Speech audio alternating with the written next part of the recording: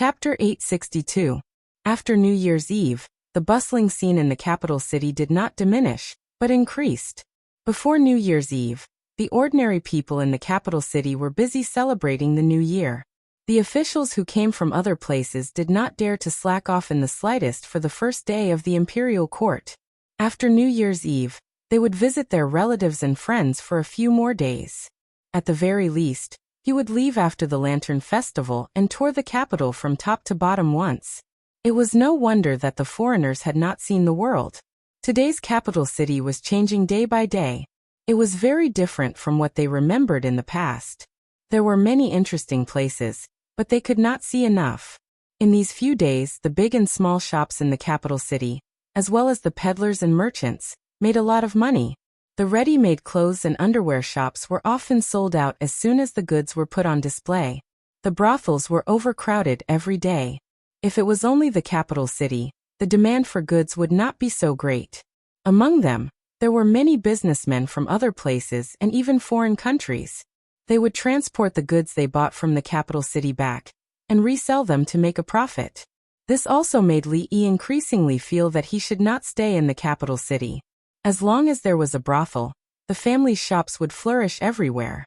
He would not give the black-hearted middlemen a chance to make a profit. Li Yi sat on the bed and carried the little guy who was about to fall back. After 2 months, the little guy became active. He crawled around on the bed and wanted to grab anything he saw. When he cried, his voice became louder. Rui and he were tortured at night.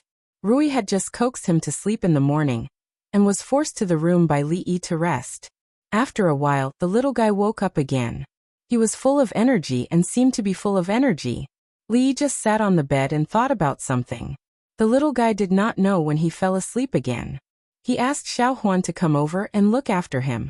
Other than Rui, only Xiao Huan hugged him, and he would not cry no matter how long it took. When he walked out of the door, he happened to see the sloppy old man limping in from the outside. Although Su was older, he was still a guru. The number of people in the world who could hurt him could be counted on one hand. It was even more impossible for him to sprain his ankle while walking. It was because he had made some progress in martial arts recently. It seemed that he had made a small breakthrough in his realm, so he excitedly challenged his second granduncle. After he came out of the courtyard, he became like this. Li Yi looked at him and said, "Su should rest at home today. I'll ask Fong to go out with me."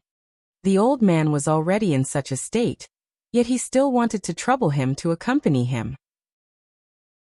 It would be suspicious if he was abusing the old man. It doesn't matter. The sloppy old man shook his head and said, "The path of martial arts has always been bumpy. This small injury is nothing." Li Yi leaped up and landed steadily on the carriage. The sloppy old man glanced at him and said with some surprise, "You've made some progress recently?" Li Yi lifted the curtain, turned around and said with a smile, "I ate well, slept well, and was in a good mood. I accidentally entered a little." There was never a lack of topics in the capital city. As the people under the feet of the emperor, the people of the capital city had pride and confidence that people in other places did not have. They cared about the state affairs, the gossip of the officials and nobles in the capital city, whether the soldiers on the front line had enough to eat. And they were also curious about how the third master of the Cui family was better than the first master of the Cui family. Especially for some people who had a strong sense of national pride. Although they were just ordinary people, they cared about the country no less than the officials in the court. However, it was also because they were only ordinary people who could not participate in the state affairs that some news could not be obtained. Therefore, the brothel became the favorite place for these people. In the past 2 days, the contents of the stargazing meeting that had been widely spread were what people were most interested in. On the stage, an old storyteller was describing with great emotion how His Highness had wittily dealt with the imperial astronomer that night, and how the wronged imperial astronomer had pestered him endlessly. Below the stage, many people were intoxicated by the story, and there were also people who lowered their heads and discussed in whispers. A young man said in surprise, "What?" 2 pieces of silver with a huge difference in weight fell from the same height, and fell to the ground at the same time. Shouldn't the heavier one fall first? This is too unimaginable. A young man beside him smiled and said, "If this brother doesn't believe it, You can take out 2 pieces of silver and try it. You will immediately know whether what he said is true or false. Brother, what you said is reasonable. The young man nodded and took out an ingot of silver and a silver fragment from his waist. He stood up, raised them to the same height, and let go at the same time. The 2 pieces of silver fell too fast, and he could not see which one fell first. But this was far from what he had imagined, that the silver ingot should fall earlier than the silver fragment. An expression of disbelief appeared on his face. It's actually true. The young man beside him picked up the 2 pieces of silver on the ground and put them in his bosom. He said, although it's a little unimaginable, seeing is believing. We have always been wrong. Yes, I didn't expect that we would be wrong for so many years when we could easily verify the truth. The young man nodded and sighed inwardly. He then looked at him with a frown. That's my silver. What yours?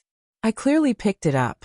In another restaurant, a green-robed scholar was talking loudly, attracting the attention of the onlookers in the restaurant. What stargazing meeting? They actually said that the earth under our feet is a big ball. This is ridiculous, a bunch of nonsense. The green-robed scholar spoke passionately. He drank a cup of wine and said again, the heavenly dog swallows the sun, and the heavenly dog swallows the moon.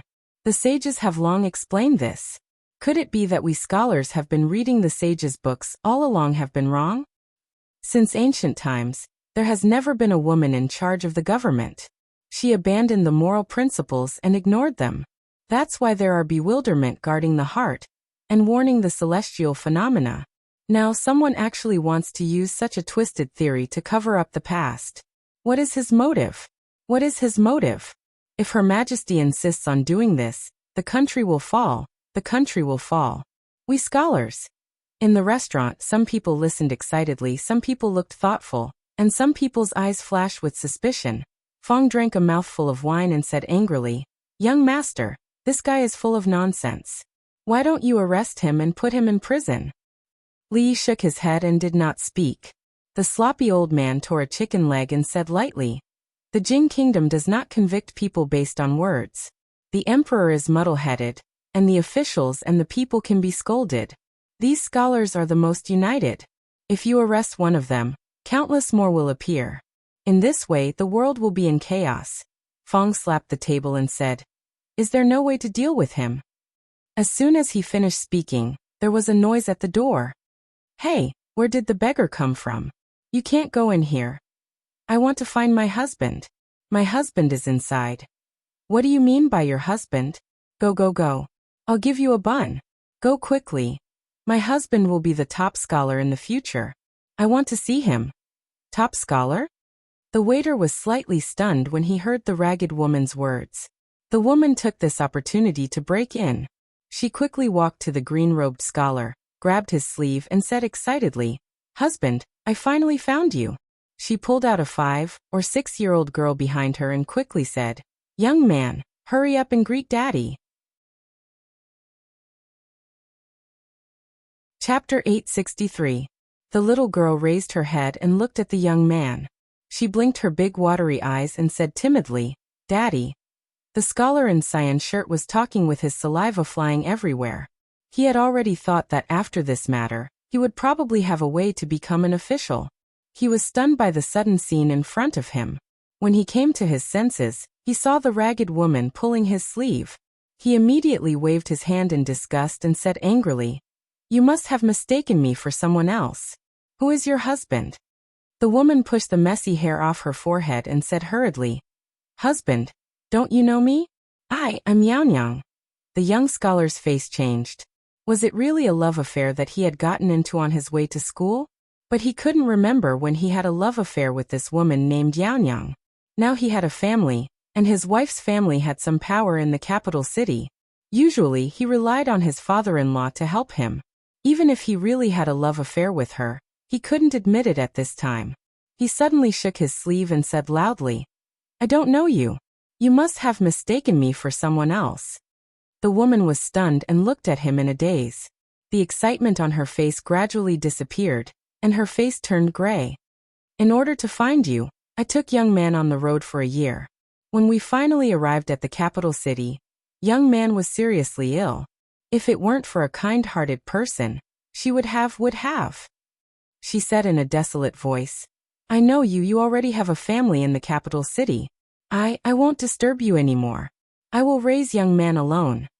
The little girl looked up at the young scholar with tears in her big eyes. Mother, father doesn't want us anymore. The woman wiped away her tears and said, Young man, I mistook you for someone else. Let's go. I'll take you to find your real father. After saying that, she took the little girl's hand and left without looking back. In the restaurant, the young scholar stood there in a daze. Looking at the disgust in the eyes of the people around him, he opened his mouth, but in the end he didn't say anything and left gloomily. He looks like a dog, but I didn't expect him to be such a cruel and unscrupulous person. She's just like Chun Shimmy from the drama. I thought that story only existed in dramas. I didn't expect. Abandoning his wife and son. Yet he is still a scholar. Does he deserve to be called a scholar?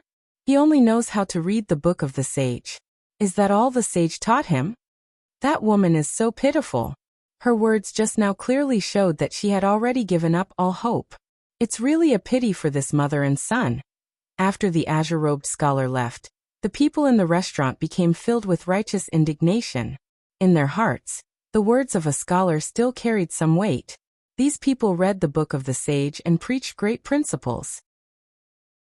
However, what principles could a beast in human attire, who could even abandon his wife and son, say? One of them shook his head and said, Her Royal Highness has never paid attention to such slander.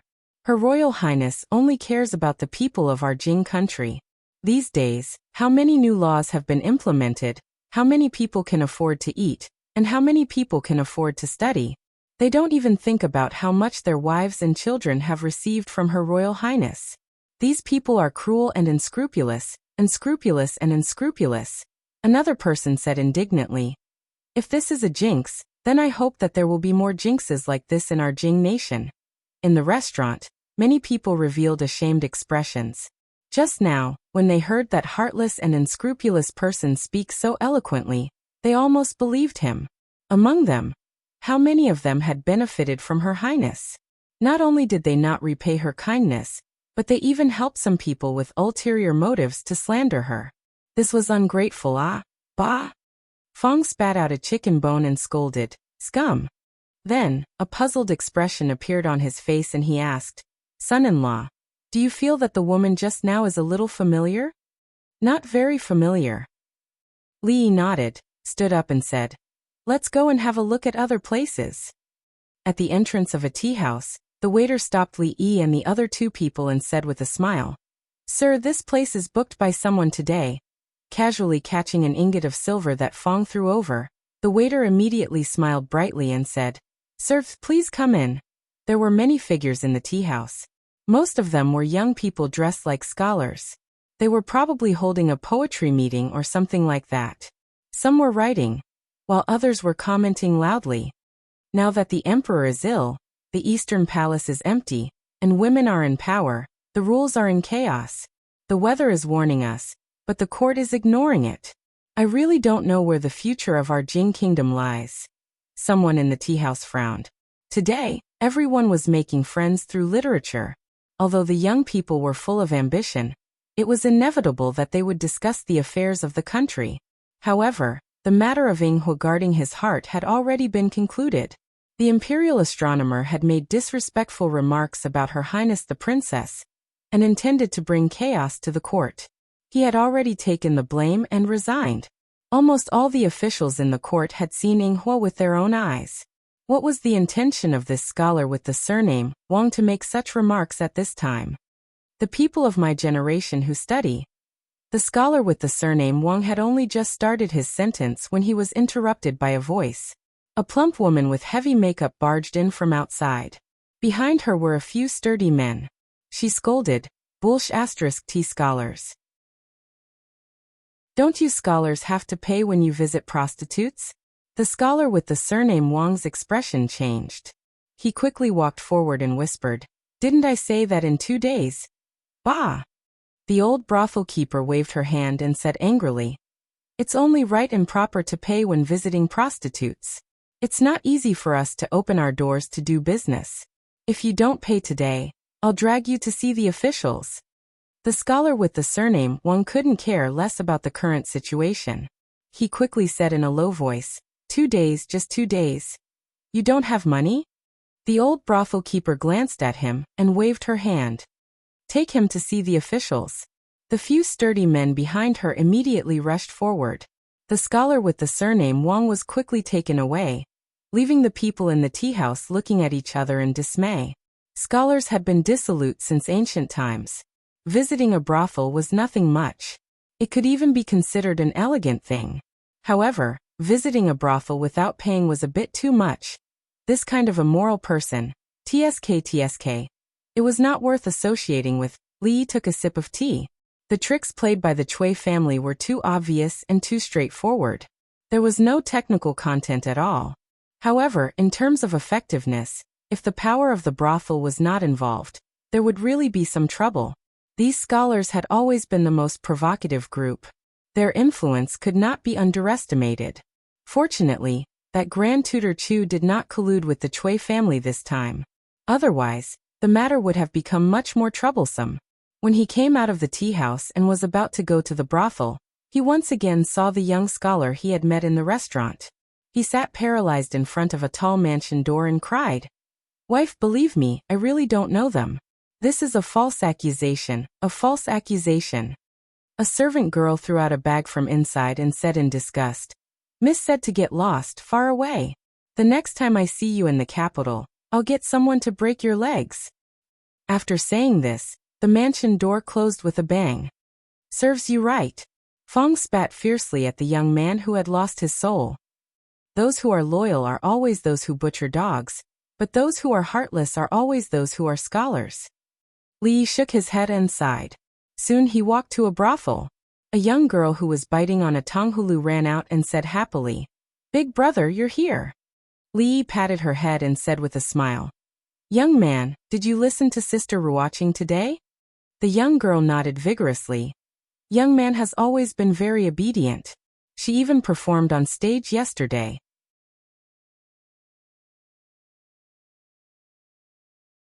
Chapter 864. Fuma, take a closer look. It says that Qin Xianglian is 32 years old and is suing the emperor's son-in-law, deceiving the king, deceiving the emperor, breaking off the marriage, killing his wife and son, losing his conscience. On the stage, an old man was singing passionately, and the audience was listening attentively. This was a new play that had been released not long ago. It was called The Case of the Beautiful Guillotine. It was about a heartless scholar who became the Zhuang Yuan and was recruited as the prince consort. He abandoned his first wife and for the sake of riches and fortune, he wanted to kill his wife and son. As soon as this play was released, it became very popular in the capital. The fictional character of Justice Bao was no stranger to them. This story of how he didn't fear power and justice for the people and killed the wicked was very satisfying. It was exactly the kind of play that ordinary people living at the bottom of society liked to watch. At this critical juncture, if there really was a heartless person who abandoned his wife and son for the sake of wealth and honor, he would probably be stabbed in half by the audience. In the private room upstairs, Miss Sung wiped away her tears and looked at Li Yi with some bitterness. "Why did you come up with this play?" Needless to say, she, who was overflowing with sympathy, naturally sympathized with Qin Xianglian and her son. Wan Ruoqing was used to such scenes. She had seen this play countless times, from the script to the arrangement to the introduction of the stage. Naturally, she would not be touched at this time. She smiled and said, "This is just a play. If it wasn't so complicated and bizarre to stir people's emotions, not many customers would be willing to watch it." Zheng Zimo looked at her and curled her lips. "You only know how to speak up for him." Wan Ruoqing could only shake her head and smile. Li looked at the goddess of Luo Shui and defended himself. Art comes from life, but it is higher than life. Although it is a play, it also reflects the reality of society. Today, when I was eating in the restaurant, I saw a real-life Chen Shimi. "You are too naive and don't understand the ugliness of this world." He thought of something and said, "Oh right, if you have the chance, help me thank the madam of the Jade Courtyard. If it wasn't for her this time, there might have been some trouble. She has never been someone who likes to suffer losses. Zheng Zimo shook her head and said, I came here this morning to talk about the conditions. The new styles of the lingerie workshop will be supplied to them first. These were all unimportant matters. After the failure of the imperial astronomer, the Chui clan was still too naive to think that they could use these scholars to stir up the storm. They were but a plate of loose sand, and their usefulness was very limited. He just didn't know what kind of tricks they would use next time after they failed again. It wasn't that they hadn't considered solving the problem once and for all. However, how could a family that had existed for hundreds of years in the Jing kingdom fall so easily? At the very least, he needed a heavy primer. Trash, all of you are trash. In a hall of the Chui clan, a row of young scholars knelt down. The head of the Chui clan, Chui Qingze, could no longer suppress the anger in his heart. His expression was ferocious, and he roared incessantly. The people kneeling in the hall lowered their heads, not even daring to breathe loudly. All the arrangements he had made, without exception, had failed. They didn't even stir up the slightest ripple. On the contrary, because of these things, the public opinion of the people had been completely reversed. In this invisible confrontation, the Chui clan had once again suffered a crushing defeat. Standing to the side, Chui Qingming looked at the trembling people, waved his hand and said, All of you leave. As if they had been granted amnesty, they hurriedly got up from the ground and disappeared from the hall in an instant. Chui Qingze's whole body slumped on the chair. His eyes were lifeless, and his expression was dispirited. Big brother. Chui Qingming had just opened his mouth when he was interrupted. Chui Qingze stared blankly ahead and murmured, Qingming, do you think we're getting further and further away from that path? Chui Qingming clenched his fists and said through gritted teeth, Her Highness is still here, and His Highness is still here. We haven't lost, and the Chui clan hasn't lost. We lost miserably yesterday. Chu Ping, you're the only one who won the most. No matter what, you have to pay for today's match, right? In the Miaoying pavilion, a young man put his arm around another young man's shoulder and said with a smile, Of course. Chu Ping nodded, and then said in a low voice, However, you mustn't let my grandfather know that we went to the gambling house. Chui Xixin patted him on the chest and said, Of course we know that. Don't worry, if the Grand Tutor finds out, won't we also be punished? Only then did Chu Ping relax. He touched the banknotes in his bosom and felt a burst of joy in his heart. The Chu family had a strict upbringing. Although he was the eldest son of the first wife, because of this, the elders were even stricter with him. Previously, he had traveled with his grandfather to broaden his horizons.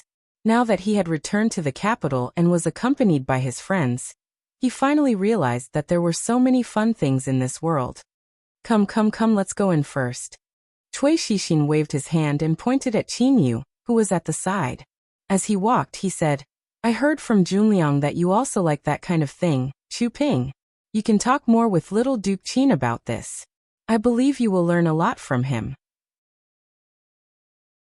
Chu Ping's face reddened and he hurriedly said, Let's go in and talk. A well-rounded woman came out from inside and smiled. Oh my young masters, you came at such a good time today. Lady Shuang is preparing to perform in the heavenly room upstairs. Chu Ping asked in confusion, Lady Shuang? Chui Xixin smiled and explained, Lady Shuang's zither skills are the best in the wonderful sound pavilion. If you go up and listen, you'll know. You have a deep understanding of the zither. Perhaps you can even compare notes with Lady Shuang. The wonderful sound pavilion was one of the more famous music halls in the capital. Normally, there was an endless stream of customers. The group went up to the second floor. Under the guidance of the beautiful woman, they entered the heavenly room. The room was very spacious and there were many small rooms inside. There were bead curtains hanging from the outside, forming a ring around the stage in the middle. At this time, there was already a woman on the stage. She was about 16 or 17 years old, and was very charming and lovely. However, her face was a bit pale. At first glance, she gave off a feeling of weakness. Whenever a man saw her appearance, he couldn't help but want to take her into his arms and take good care of her. Chui Xixin stretched out his hand and waved it in front of Chu Ping's eyes. He smiled and said, "Hey, what are you looking at? You're staring straight." "No, nothing." Chu Ping's face reddened, and he lowered his head in a panic. Could it be that this Lady Shuang is your type? Cui Xixin looked at him in astonishment and said, "Last time Junliang told me, I didn't believe it. So it turns out that you really do like this sickly appearance." "But..." He shook his head with a bit of pity. "But what?" Chu Ping immediately raised his head. "This Lady Shuang is a good woman. It is said that her family isn't very well off and her body is also very weak. She only occasionally plays a song here. I'm afraid you'll be disappointed this time." Cui Xixin's words contained a bit of regret that was difficult to conceal. Although the wonderful sound pavilion was a music hall, it was also a business of secret prostitution. Of course, this place was naturally of a much higher class than the brothels outside. There were also simple musicians, and this Lady Shuang was one of them. His tone changed and he said again, "A fair and graceful lady is a gentleman's desire. If you Chu Ping really like her, then boldly pursue her. With the Chu family's noble status, it is not impossible for you to obtain Lady Shuang's heart." At this moment, the sound of the zither rang out. Chu Ping closed his eyes and listened attentively for a while. Then he opened his eyes and said in admiration, "Lady Shuang's zither skills can already be considered a master." Cui Xixin patted his shoulder and said, "Don't be sad. In a moment, I'll arrange another one for you. Isn't she just the sickly type? As long as you have money, you can find anything. However, don't even think about the one who let us in just now. That's young Duke Qin's." Chu Ping looked at the beautiful woman from just now and immediately shook his head. He sighed in his heart. This young Duke Qin's preferences were truly unique.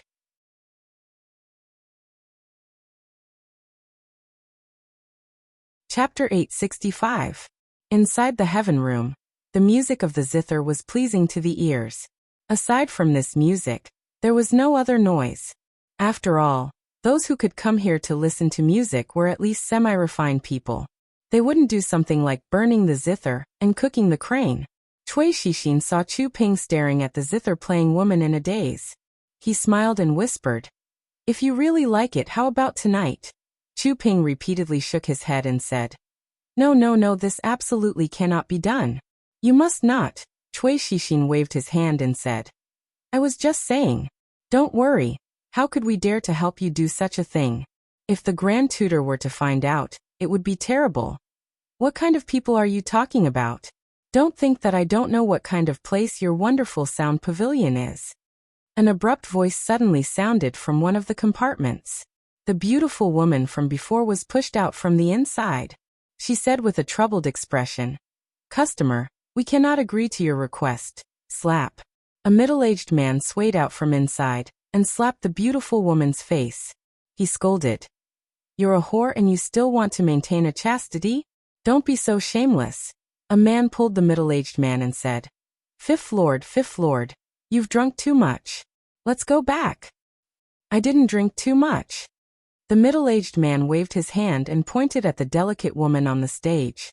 He said, "That Lady Shuang, come down and drink a cup of wine with Fifth Lord. Fifth Lord is in a good mood today. If you make Fifth Lord happy, you will be heavily rewarded."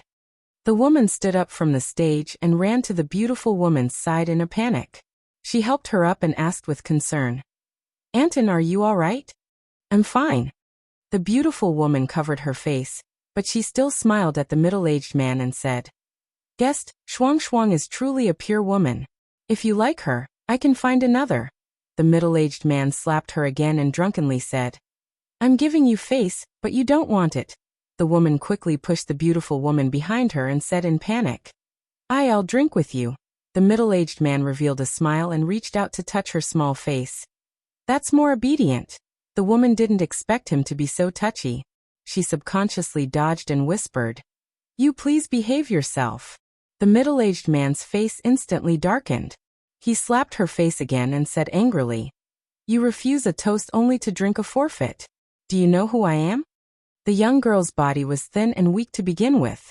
After receiving such a heavy slap, she staggered and almost fell to the ground. When she raised her head, Her eyes were filled with tears, and there was a trace of blood at the corner of her mouth. From the surrounding cubicles, figures started to walk out one after another. Usually, the majority of those who had such an interest were naturally young people. Moreover, they were young and full of vigor. When they saw injustice, they would always stand up and speak out. Immediately, many people had resentful expressions on their faces as they walked over. A figure was the fastest. After running over, he first helped the woman up and asked with concern, "Miss, are you all right?" The woman looked at him and nodded gratefully. "Thank you, young master, I'm fine." "And who are you?" The middle-aged man seemed to be angered by the scene in front of him. He reached out to pull the young man's shoulder, but his wrist was caught midway. Scram! Chinyu suddenly swung his hand and looked at the middle-aged man in front of him. The middle-aged man staggered and looked at the young man in front of him. His expression suddenly changed, and he seemed to have sobered up. He blurted out, "Why are you here?" Chinyu didn't even look at him and said lightly, "I'll count to 3. If you don't scram, I'll get someone to help you." The middle-aged man's expression changed again and he said in a low voice, "This is outside. You should at least give me some face and leave some face for the Qin family. 3. I'm your 5th uncle. 2. You don't even care about the Qin family's face? 1. The middle-aged man didn't move, but the big man behind him suddenly carried him and quickly ran to the stairs. In the blink of an eye, they disappeared in front of everyone. Chu Ping looked at Chinyu in disbelief and murmured, "This? Boring." Chinyu waved his hand and said, "You guys have fun, I'll leave first." Chu Ping was stunned for a moment. Then he looked at the woman and asked with concern, "Are you okay?" The delicate woman bowed to him and said gratefully, "Thank you for saving me just now, young master. I can't thank you enough." Chu Ping looked at her face and hurriedly said, "You're bleeding, quickly go and apply some medicine." The beautiful woman squeezed out a smile and said, "Thank you for today's matter, young masters. Please sit here for a while, I'll let Shuang come out later to properly thank you, young masters." The song just now was not finished. After such a thing happened, the beautiful woman quickly arranged for a musician to replace it. However, the people who had already sat back in their rooms didn't have much mood to enjoy it. In a compartment somewhere, someone said in surprise, "The one who used alcohol to act crazy was the Qin family's 5th master?" A person nodded and said, "He just called himself young Duke Qin's 5th uncle. It should be true." That person was puzzled. Then why did Qin 5th master treat him? The person who just answered looked at him in surprise and asked, "You don't know?" That person was even more puzzled. "What do I know?" After a while, after listening to his companion next to him explain what had happened, he opened his eyes wide and said in disbelief, "No way, after doing such an immoral thing, he can actually act like this." Someone who knew the situation shook his head and said, "This matter caused a great stir in the capital city. Even the Qin family couldn't suppress it. Later, it should be the Cui family and His Highness King of Shu who helped to suppress the matter with great difficulty. In that case, this Qin family's 5th master can be considered a pitiful person." That person showed a look of pity and said, "This is simply a great shame. He must hate the Qin family, the Cui family, and His Highness King of Shu to death. What's the use of hating him? What can he do? Among these people, who can he afford to offend?" Someone sighed and said, "It is also because of this matter that this Qin family's 5th master only knows how to drink and have fun all day, drowning his sorrows in alcohol. At first he went to the brothel every day, but recently, he seems to like going to the brothel to watch the shows. After suffering such a great shame, he can still appear in front of everyone openly. He can be considered an anomaly." The one who just stood up seems to be the young master of the Chu family, as expected of someone taught by old Chu. In another room, Chu Ping asked worriedly, "Qinyu, he treated his elders like this. Is he okay?" Cui Shixin waved his hand and said, "This is nothing. He has done things 10 times or even 100 times worse than this. You don't have to worry." He looked at Chu Ping with a smile and said, "How does it feel to be a hero saving the beauty?" Chu Ping showed an embarrassed expression. At the door, Lady Shuang, who had changed her clothes, had already lifted the curtain and slowly walked in. She bowed to the few people and said softly, "This little girl thanks the few young masters for saving me just now." Cui Shixin pushed Chu Ping, who was stunned in place, and said with a smile, "What are you waiting for? Help the lady up. Put me down." In a certain alley, a middle-aged man patted the shoulder of a big man who was running wildly, and said indifferently. The big man panted and said, "Fifth master, a wise man does not fight when the odds are against him. A gentleman's revenge is never too late. Put me down." "Oh." The big man stopped and put down the middle-aged man he was carrying on his shoulder. The middle-aged man looked at him and asked, "Am I a joke?" The big man was startled and suddenly shook his head. "Fifth master, you must be joking. Who dares to say that you are a joke? Hit me." "Ah." The big man's eyes widened. "Hurry up, hit me." The middle-aged man looked at him and said expressionlessly, "Just like what I did to the lady just now." The big man reached out and touched the middle-aged man's forehead and said with some worry, "Fifth master, how about I take you to see a doctor? Do as I say, or I will deduct 1 month's salary." Slap. The big man swung his arm and slapped the middle-aged man's face. The middle-aged man staggered and stood up with the help of the wall. He looked at the big man with a sullen face and asked, "Did I hit you that hard just now?" "Very hard." The big man scratched his head and said with an apologetic smile, "I'm sorry, fifth master. How about we try again?"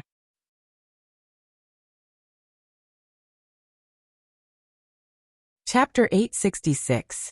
The period from the Spring Festival to the Lantern Festival was the busiest time of the year for the brothel. Li Yi sat in front of the window of the small building, writing the latest plays. The reason why the brothel could be so popular was because of the endless wonderful stories and the essence of the culture of the Huaxia people for thousands of years in his mind. Obviously, the old-fashioned scripts from the brothel could not meet the needs of the people. Wan Ruoqing pushed the door open and came in with a food box in her hand. She said softly, "I've been busy all morning. I cooked some porridge. Have some." "It's okay. Put it there. I'll eat it after I finish writing this part." Li raised his head and said, but his stomach was growling. He hadn't eaten anything since morning, so he was really hungry. However, there was not much left to write.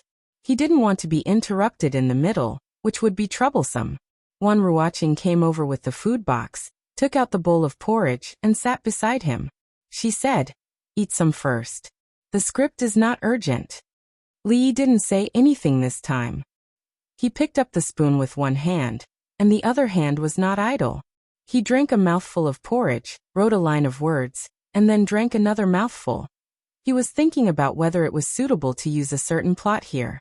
The spoon in his left hand gradually stopped in the air. Then, a soft hand took the spoon from his hand and brought the spoonful of porridge to his mouth. Wan Ruoqing smiled and said, "You can't do two things at once. Let me do it." Li Yi smiled awkwardly and said, I'm sorry. Only a hedonistic young master from a wealthy family could enjoy such treatment. It was too extravagant and depraved." In order to express his uneasiness and apology, Li Yi decided to write another 20% discount. Only then would he be able to gain some peace of mind. Li Yi swallowed the porridge she fed him and asked casually, "How are the children recently?" "These days, they are learning something from the old people in the brothel." Wan Ruoqing nodded and said, "It's not a good idea to keep doing cleaning work. Learn more, and you can support yourself in the future. It's up to them whether to stay in the brothel or choose other jobs." Li felt that this was a good idea. Although they were all children, there were still some very talented ones among them. They grew up in the brothel, so their feelings for this place were naturally extraordinary. If they were trained well, they might be entrusted with important tasks in the future. Then they talked about the brothel. Although the script couldn't be finished, the porridge would eventually be finished. When Ruoqing put down the bowl, there was no point in continuing. He stood up, stretched his body and said, "Let's go for a walk." Wan Ruoqing nodded slightly. Even though there were many things to do in the brothel before the Lantern Festival, what could be better than two people walking together? Of course, Li knew that even if it was just the two of them walking together, She would be happy for the whole day. But he didn't know that as soon as he walked downstairs, he met someone he didn't want to meet now, especially at this time. The new capital governor, Lord Zeng, was dressed in casual clothes and didn't have any attendants around him. In the brothel where people came and went, it was easy to be lost in the crowd. Sung Shichen stood opposite, looked at him and said, "Drunk Ink said you were here." Of course, Drunk Ink knew that he was here. He came from Willow Lane. Li looked at him and asked tentatively, "What's the matter?" "What's the matter?" meant that if you have something to say it quickly or leave quickly. Didn't you see that I have important things to do here? Don't you know that it's not appropriate for you to appear now? Can't you change the time? Obviously, Lord Zeng didn't understand what he meant. He said, "This is not the place to talk."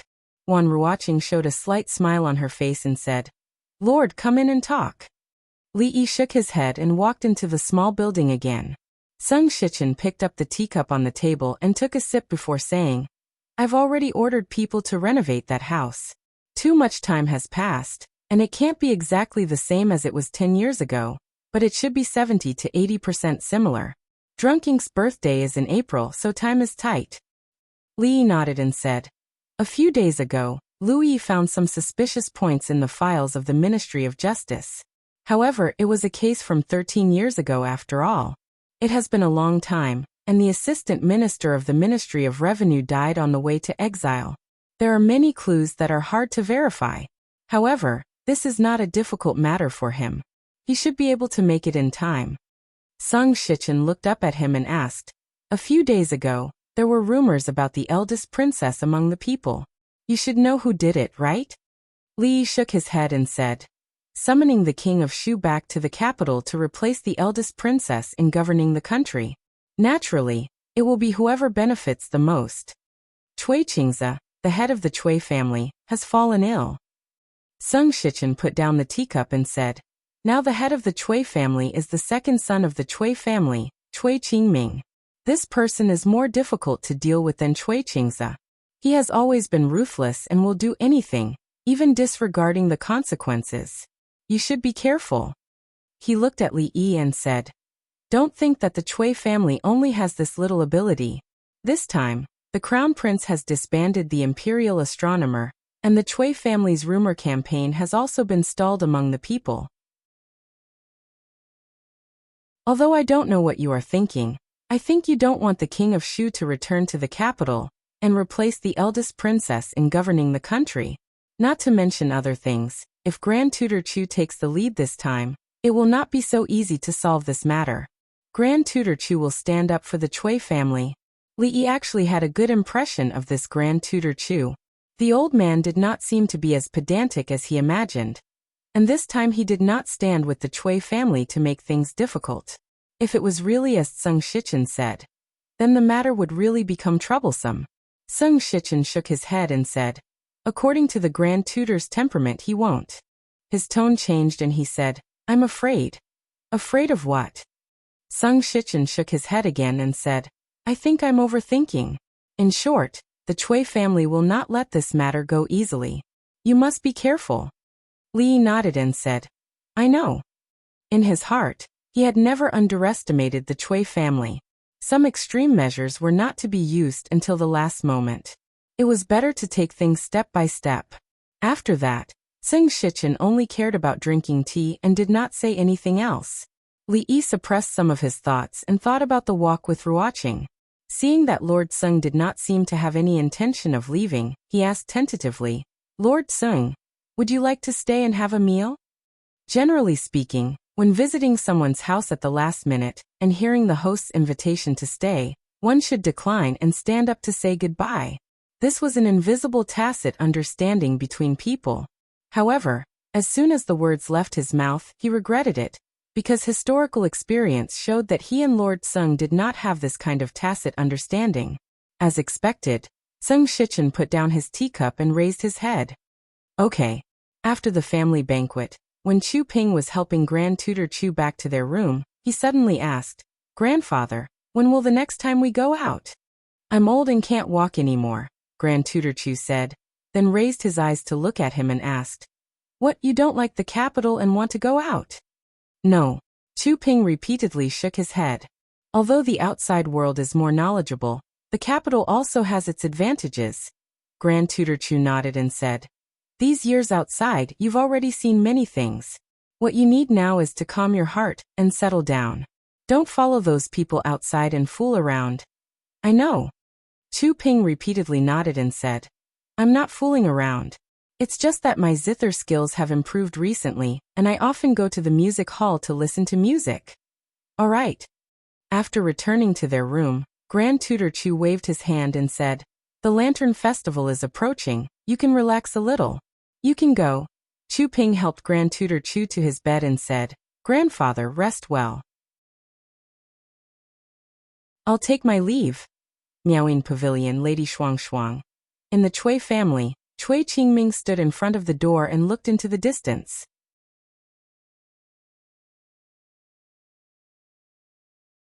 Chapter 867. "Yes, father, Chu Ping is very interested in that Lady Shuang Shuang." Cui Shixin said, then shook his head and said, "However, that Lady Shuang Shuang is different from those prostitutes. She has a clean background. It seems that she only has gratitude for Chu Ping, and has no ambiguous intentions." "Clean background?" Cui Qingming smiled somewhat mockingly and said, "I've seen many clean girls." "Where did you see so many clean girls?" A voice suddenly sounded from the side. Cui Qingming turned around and said in surprise, "Madam, how did you?" The beautiful woman's face was cold and she asked, "Tell me, where did you see them?" Cui Qingming hemmed and hawed. "This matter. Come in." The beautiful woman reached out and dragged him into the room, and the door was slammed shut. Cui Shixin stood at the door, shook his head, and retreated into the courtyard. After the time it took to drink a cup of tea, the door was pushed open again. Cui Qingming walked out of the room, straightened his clothes, and said, "Today go and meet that Lady Shuang Shuang in secret. In this world, there is no such thing as a girl with a clean background.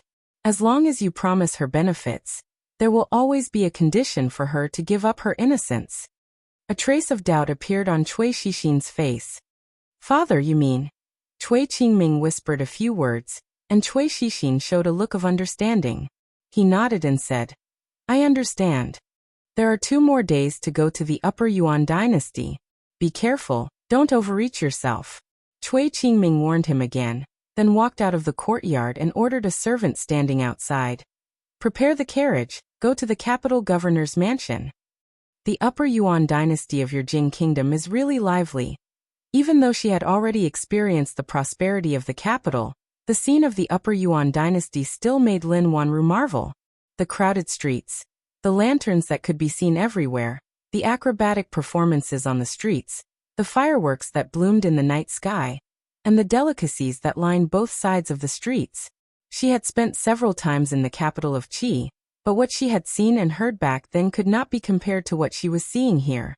If they had not seen it with their own eyes, none of the people from the Qi kingdom would have believed that the Jing kingdom, which they had always regarded as their weak neighbor, had far surpassed them in some aspects. Rui tilted her head to look at her and said with a smile, "If Sister Lin likes the capital, you can stay here for a few more days." The 2 girls in front were talking while Li Yi held onto Yong Ning and the proud Loli's hands to prevent them from getting lost in the crowd. Although there were countless palace guards and experts from the Lu Alliance in the crowd, he still had to be prepared. He didn't bring the little fellow out today, so he didn't sleep for the whole day. According to his usual practice, he would sleep until tomorrow morning. Passing by a Tonghulu stall, Li bought a few skewers of assorted Tonghulu, gave one each to Xiao Huan. Yong Ning and proud Lolita turned his head to look at Mississippi Lu, asked, "Want one?" "Childish." Mississippi Lu glanced at him, expressed her disdain, and picked a bunch of grapes. There were not many opportunities for a family to come out together like this, especially when it was such a lively occasion. It only happened 3 or 4 times a year. Just as he told them to be careful when eating the candied hawthorn, and not to hurt themselves, an extremely rough voice came from behind. "Get out of the way, get out of the way. The capital Yamen is arresting a criminal of the imperial court. Get out of the way, all of you get out of the way." Several constables in Yamen uniform rushed over from behind. Their movements were extremely rough, and many people were pushed down or pushed down by them, but they could only curse their bad luck and didn't dare to show it. A man who looked like a constable was pressed down on his shoulder before he could push Lee. The constable frowned and scolded. "Bastard! Your eyes are on your buttocks. Can't you see that the constables are handling a case? Get out of the way. Can you bear the responsibility if you make a mistake?" As soon as he finished speaking, he felt something hard pressed against his waist. "Are your dog eyes blind?" Then, a soft and feminine voice reached his ears. For them, working for the yamen, no matter if it was a man's or a woman's voice, they had nothing to fear. But this kind of voice that was neither male nor female was the most terrifying. If they heard this kind of voice on the street, it meant that there was some important person in the palace here. And no matter who it was in the palace, it was not someone they, including their prefectural magistrate, could afford to offend. The constable shivered and immediately said, forgive me. We are only following the imperial edict to arrest a criminal of the imperial court. We didn't mean to alarm." The person in the dark did not speak again. The constable felt the hard thing on his waist disappear, and sighed in relief. When he raised his head again, there was only a vast stream of people. A person behind him asked, "Boss, what do we do now?" He pointed to another path with some annoyance and said, "Go around there." "A criminal of the imperial court?" Li frowned. The flow of people in the capital during the night was the highest of the year, and it was also the time when trouble was most likely to occur.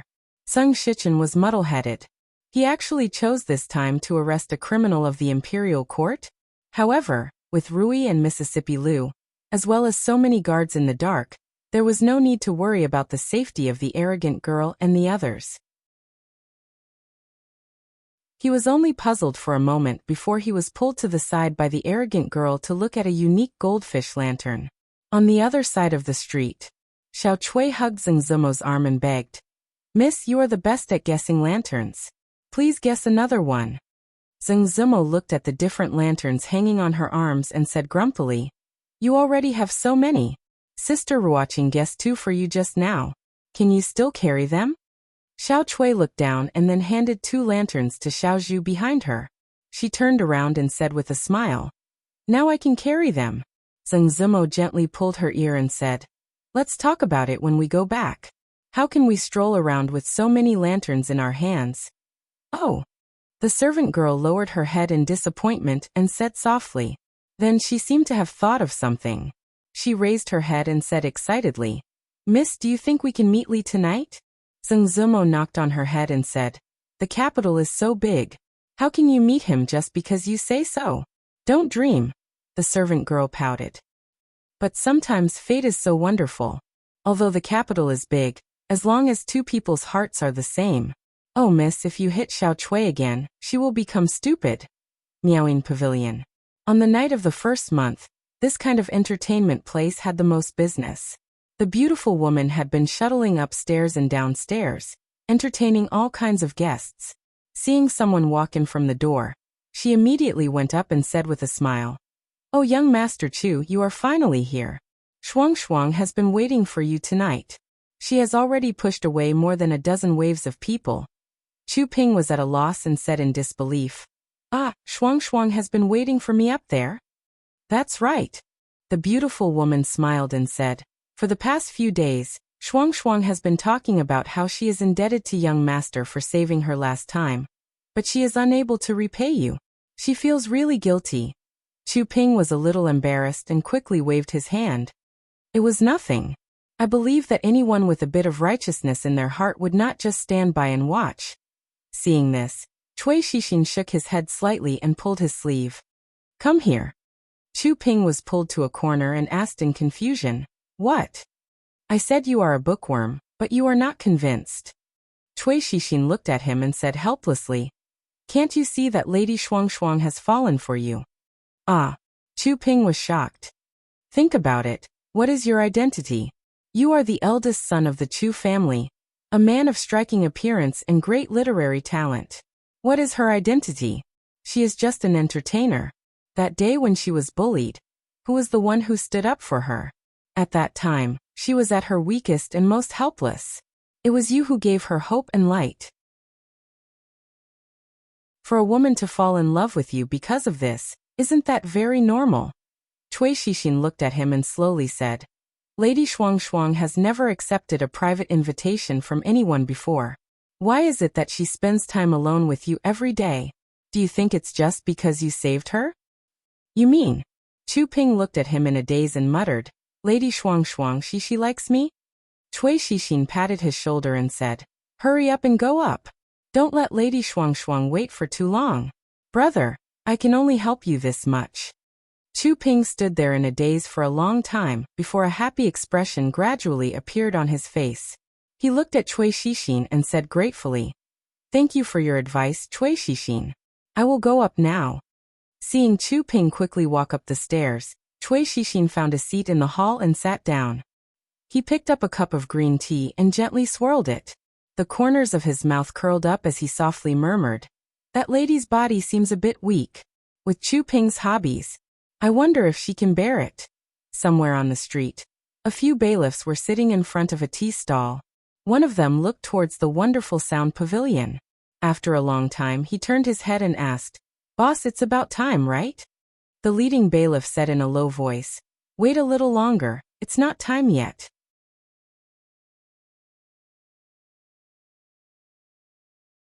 Chapter 868. The streets of the capital of Shangyuan were abnormally crowded. Although the surrounding guards had purposely created a relatively loose space in the middle, it was still very difficult to walk through. Yongning was too short and could only see the backs of others. Li Yi simply carried her up. The proud Lolita was already very tall. She had always felt that she was no longer a child like Yongning, but at this moment, she was a little envious of her. The streets were mostly filled with lanterns and acrobatics. However, after watching too many of them, it became boring. The performances in the brothels were much more exciting. The group of people walked about half the street and entered a brothel. The brothel was still crowded, but it was orderly. Li Yi and the two young ladies followed behind them. It didn't matter which venue they entered. These performances in the brothel were nothing strange to him. However, this spacious hall seemed a little different. Looking over on one side, there were young scholars gathered in groups of 3 to 5, whispering to each other. On the other side there were curtains.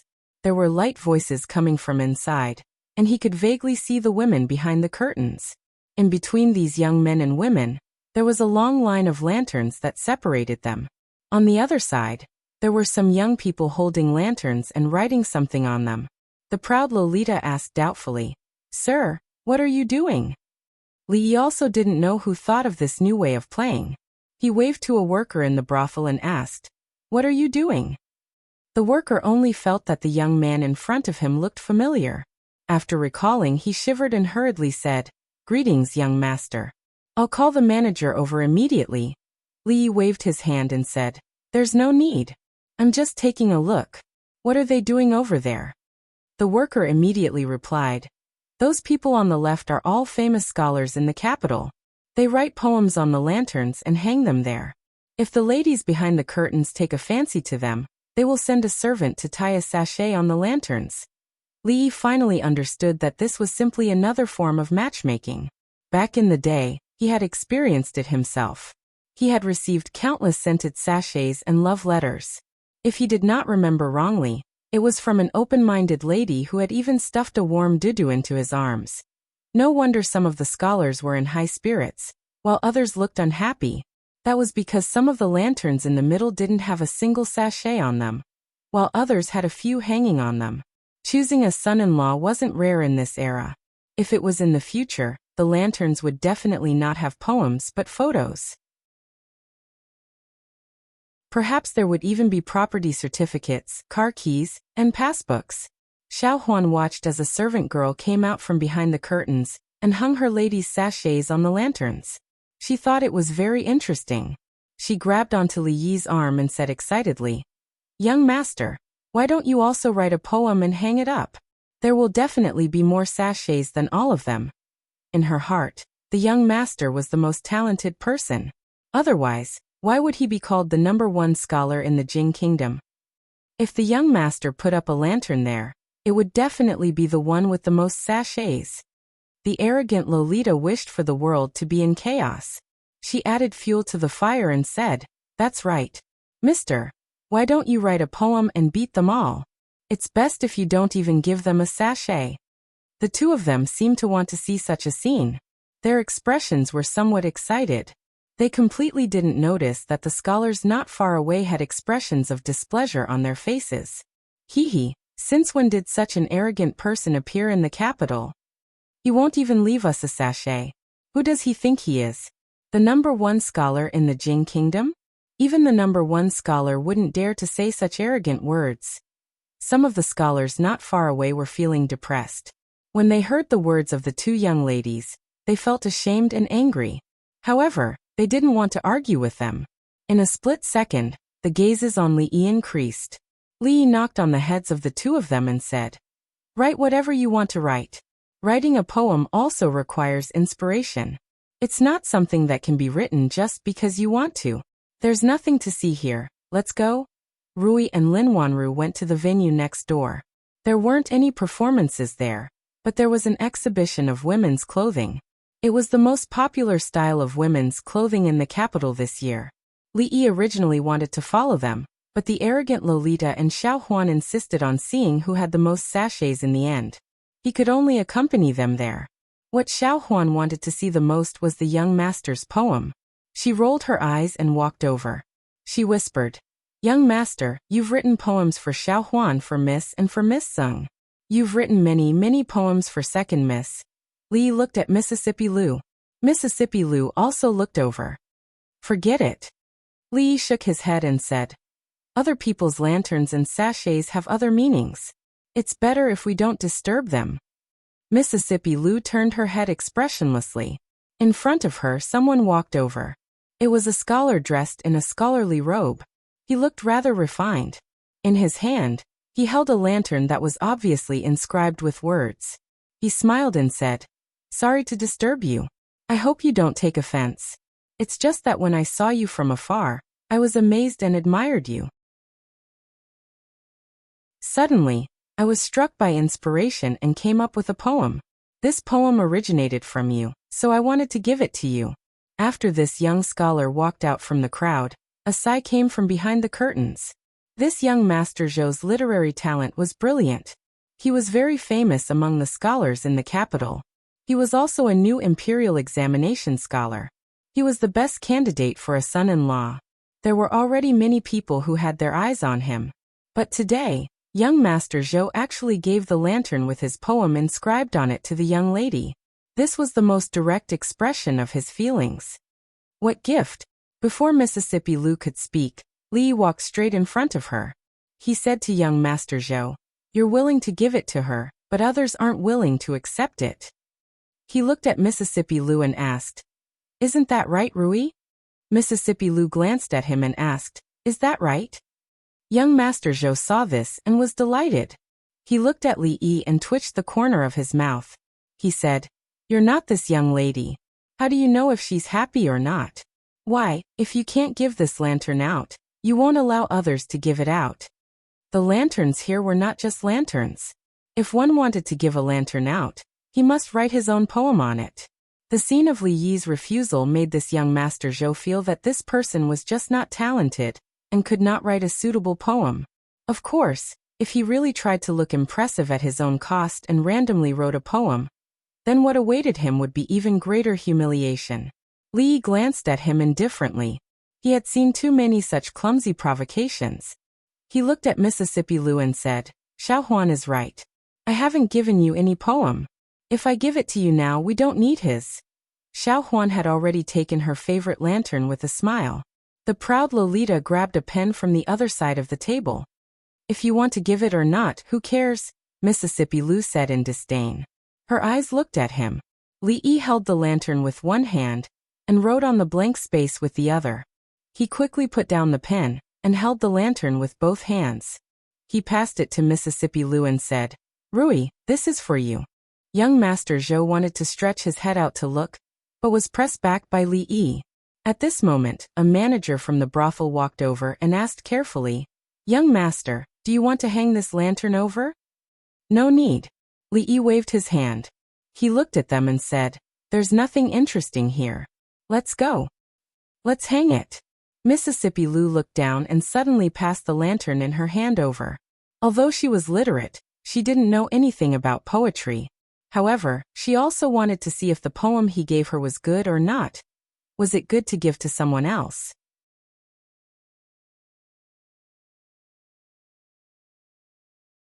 Chapter 869. Let's not hang it up. Lee looked at Mississippi Lou and said hesitantly. The manager had already explained the rules to him in detail.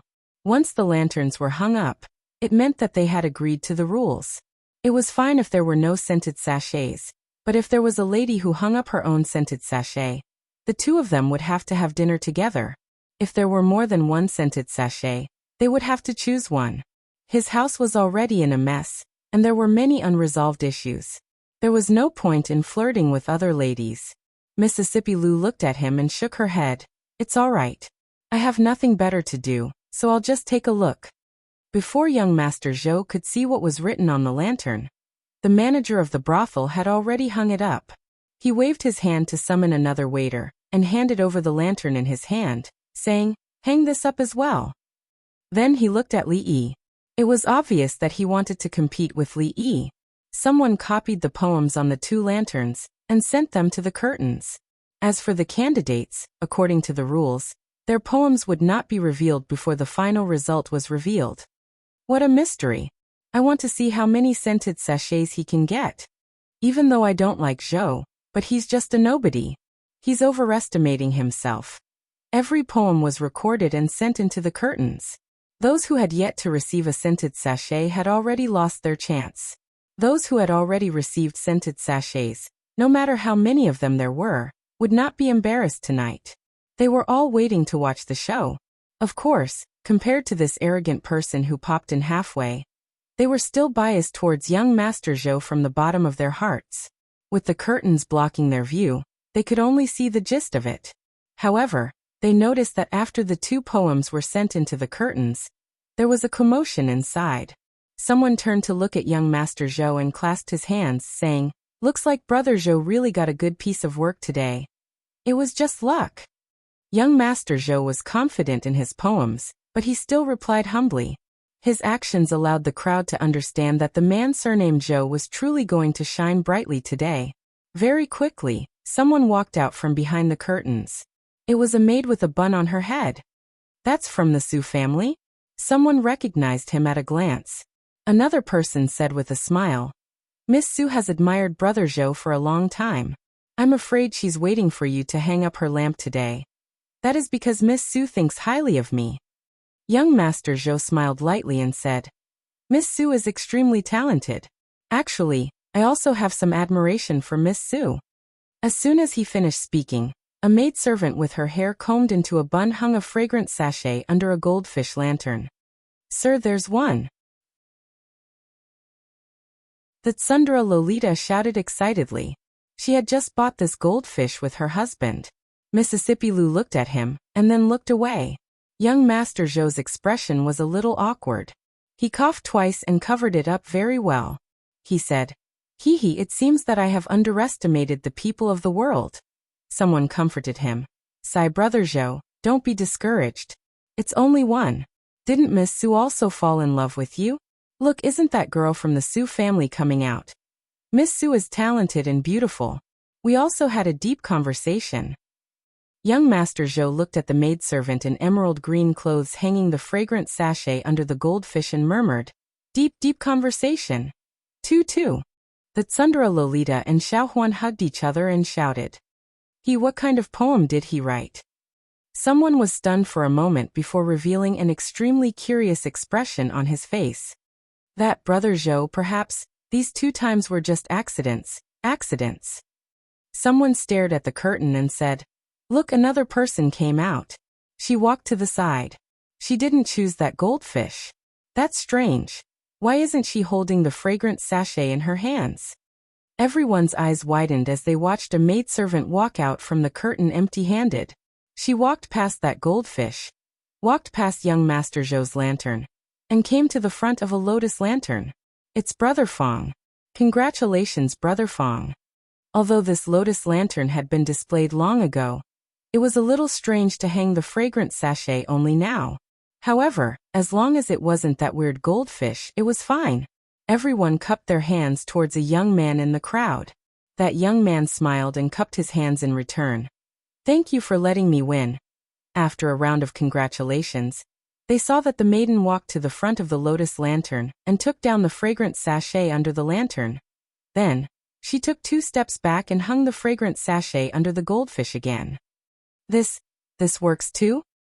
How can this be?" That young man with the surname Fong's expression froze. Looking at the lotus lantern that once again became empty, his expression gradually became sluggish. As for that young Master Zhou, he stood on the spot in a daze. The expression on his face was already indescribable. More and more people walked out from behind the curtain. Very quickly, the area below the goldfish was filled with fragrant sachets. Although not everyone hung the fragrant sachet under the goldfish, compared to the surrounding people, there was no need to compare. Those maidservants were afraid that they would fall behind. They huddled and shoved each other. The situation was starting to get out of control. It was to the extent that even the curtain had been lifted a little, and countless gazes were focused in a certain direction. At the same time, whispers could be heard from behind the curtain. "It's that young master. That young master is even more handsome than young Master Zhou. His poetry is also well written. Why haven't I seen it before? I wonder who he will choose today." Li only glanced in a certain direction and felt as though he was standing naked outside. When Mississippi Lu looked over, Li said innocently, "I already said that I'm not pretending this time, but you just wouldn't listen." As he spoke, he grabbed the excited Sundara Lolita and Yong Ning and quickly walked out. Seeing him leave as though he was escaping, Mississippi Lu looked at the crowd not far away and a smile appeared on her lips. It seemed like he really wasn't being perfunctory. More than 10 scholars surrounded an old man and urged, "Duke Song, what kind of poem did he write? Can you please evaluate it?" The area around the lantern was completely surrounded. The only piece of paper with the poem was in the hands of this old man. The old man who was addressed as Duke Song stroked his beard and looked at the piece of paper in his hands. After looking at it for a long time, he mumbled, "I can't evaluate it. I can't evaluate it. If I do, it would be superfluous." He looked outside the door and sighed. He is indeed the #1 scholar of the Jing Kingdom. He lives up to his reputation. What? The #1 scholar of the Jing Kingdom? He is Li Yi? While the crowd was stunned, young Master Zhou's face was already flushed red. Not far away, there were exclamations. "Where's the lantern? That lantern is gone. It was here just now. Look for it quickly. Don't trample it." The brothel manager looked at the mess in the hall and revealed a bitter smile. How was he going to clean up this mess? Outside the door, Li saw Mississippi Lu walking out with the lantern. He looked at her and asked, "How is it?" "It's all right."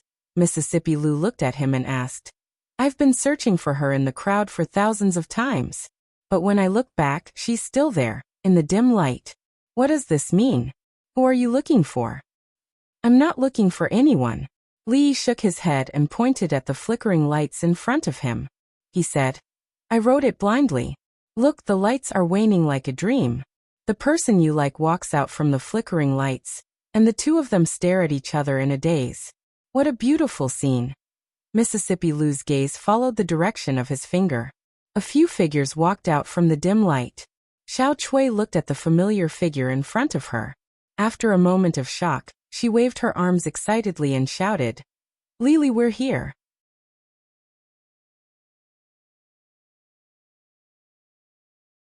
Chapter 870. Xiao Chui waved her hand and turned to look at Zheng Zimo. She said proudly, "Miss, I was right, wasn't I?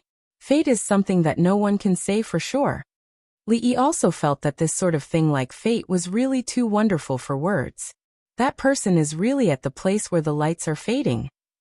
Mississippi Lu stuffed the lantern into his arms and turned to enter the field that Rui and the others had just entered. Li Yi turned his head to take a look. In the end, he still walked towards the figures in front of him.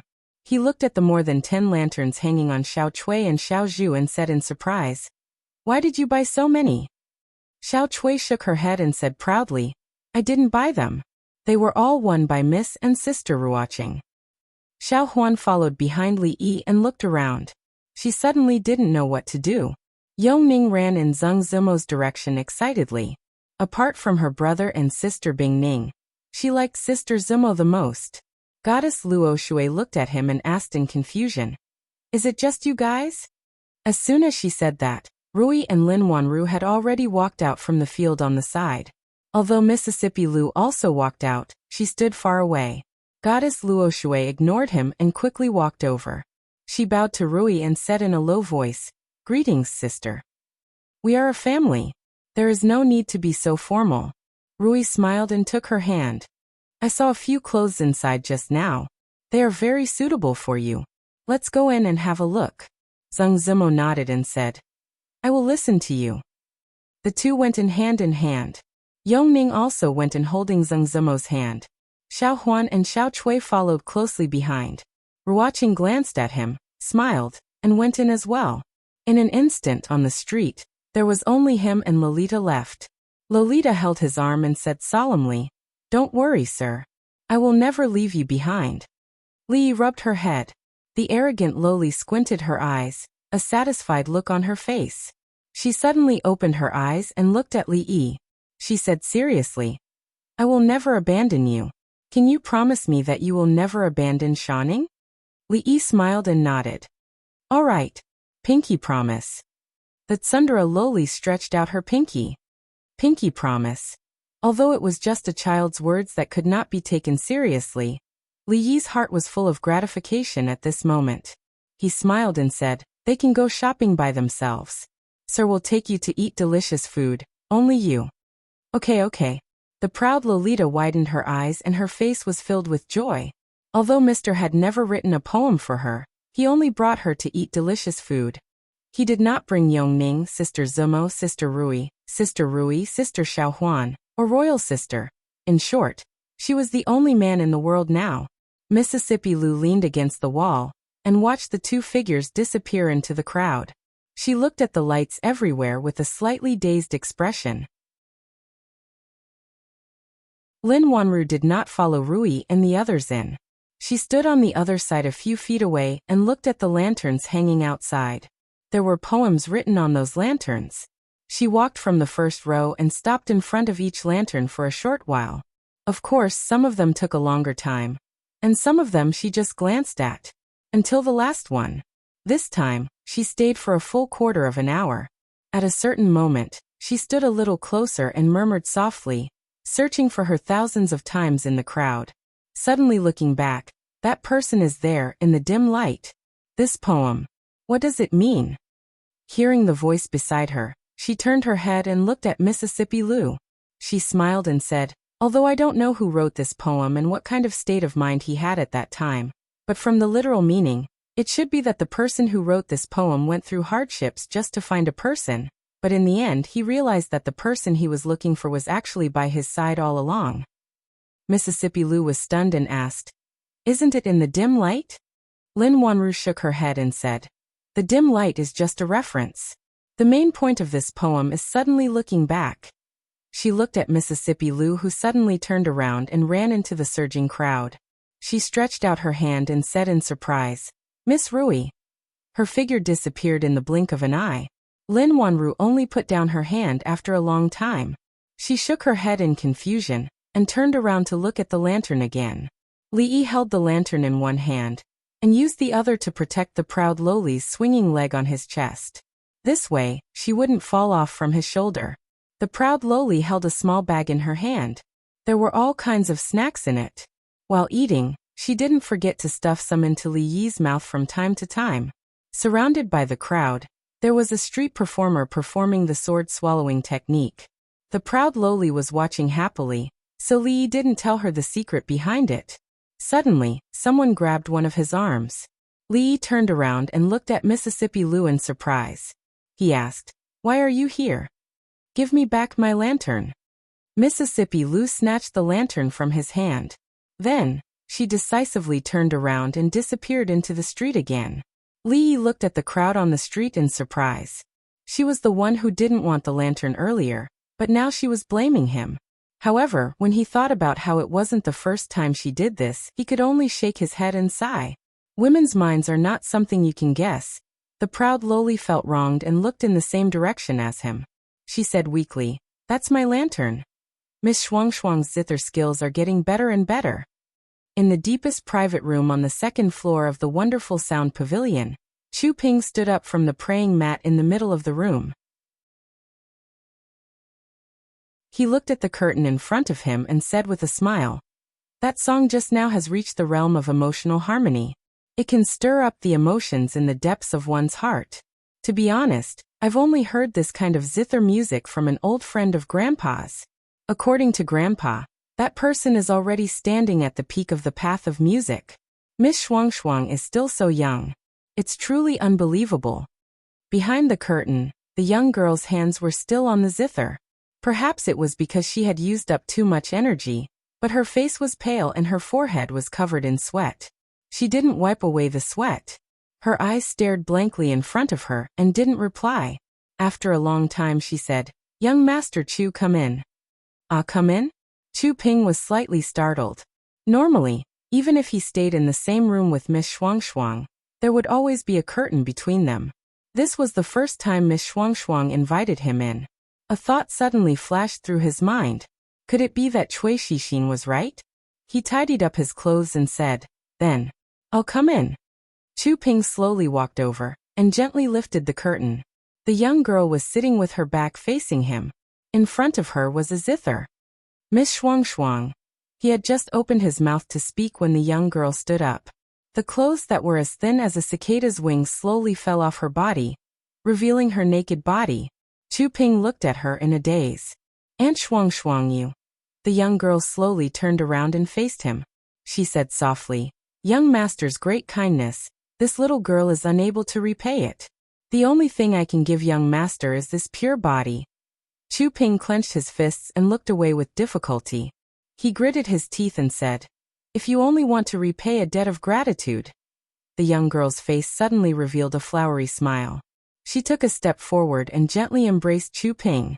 She murmured, "In Shuang's heart, she also likes young master," he said in a low voice. "When it comes to this kind of thing, I am a little different from others." The young girl raised her head and looked at him. She said emotionally, Shuang is willing to do anything for young master." Chu Ping's body suddenly trembled. A look of joy appeared on his face and his breathing gradually became rapid.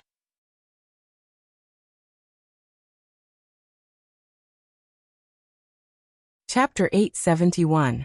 The Wonderful Sound Pavilion. Cui Shixin raised his head to look upstairs. He didn't know when, but one of the doors upstairs had opened a crack. He drank the tea that had already turned cold in one gulp, and raised his head to look upstairs. He paced around the room a few times before impatiently walking to the door. Then he walked back inside. In front of a tea stall on the street. "Boss, I see it. Let's go."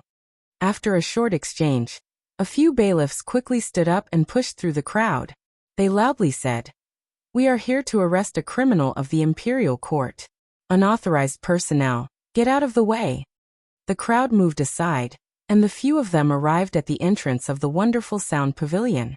The leading bailiff waved his hand and said, "Go in and search." They were enjoying the music when suddenly, a bailiff barged in. The guests in the pavilion were startled, and the musician stopped playing. When the beautiful woman saw the bailiff barge in, she hurriedly ran over and said in a panic, "Sir Bailiff, what's going on? We've always been doing proper business here." As she spoke, she stuffed an ingot of silver into the bailiff's hand. However, this tactic, which had always been successful, was useless at this moment.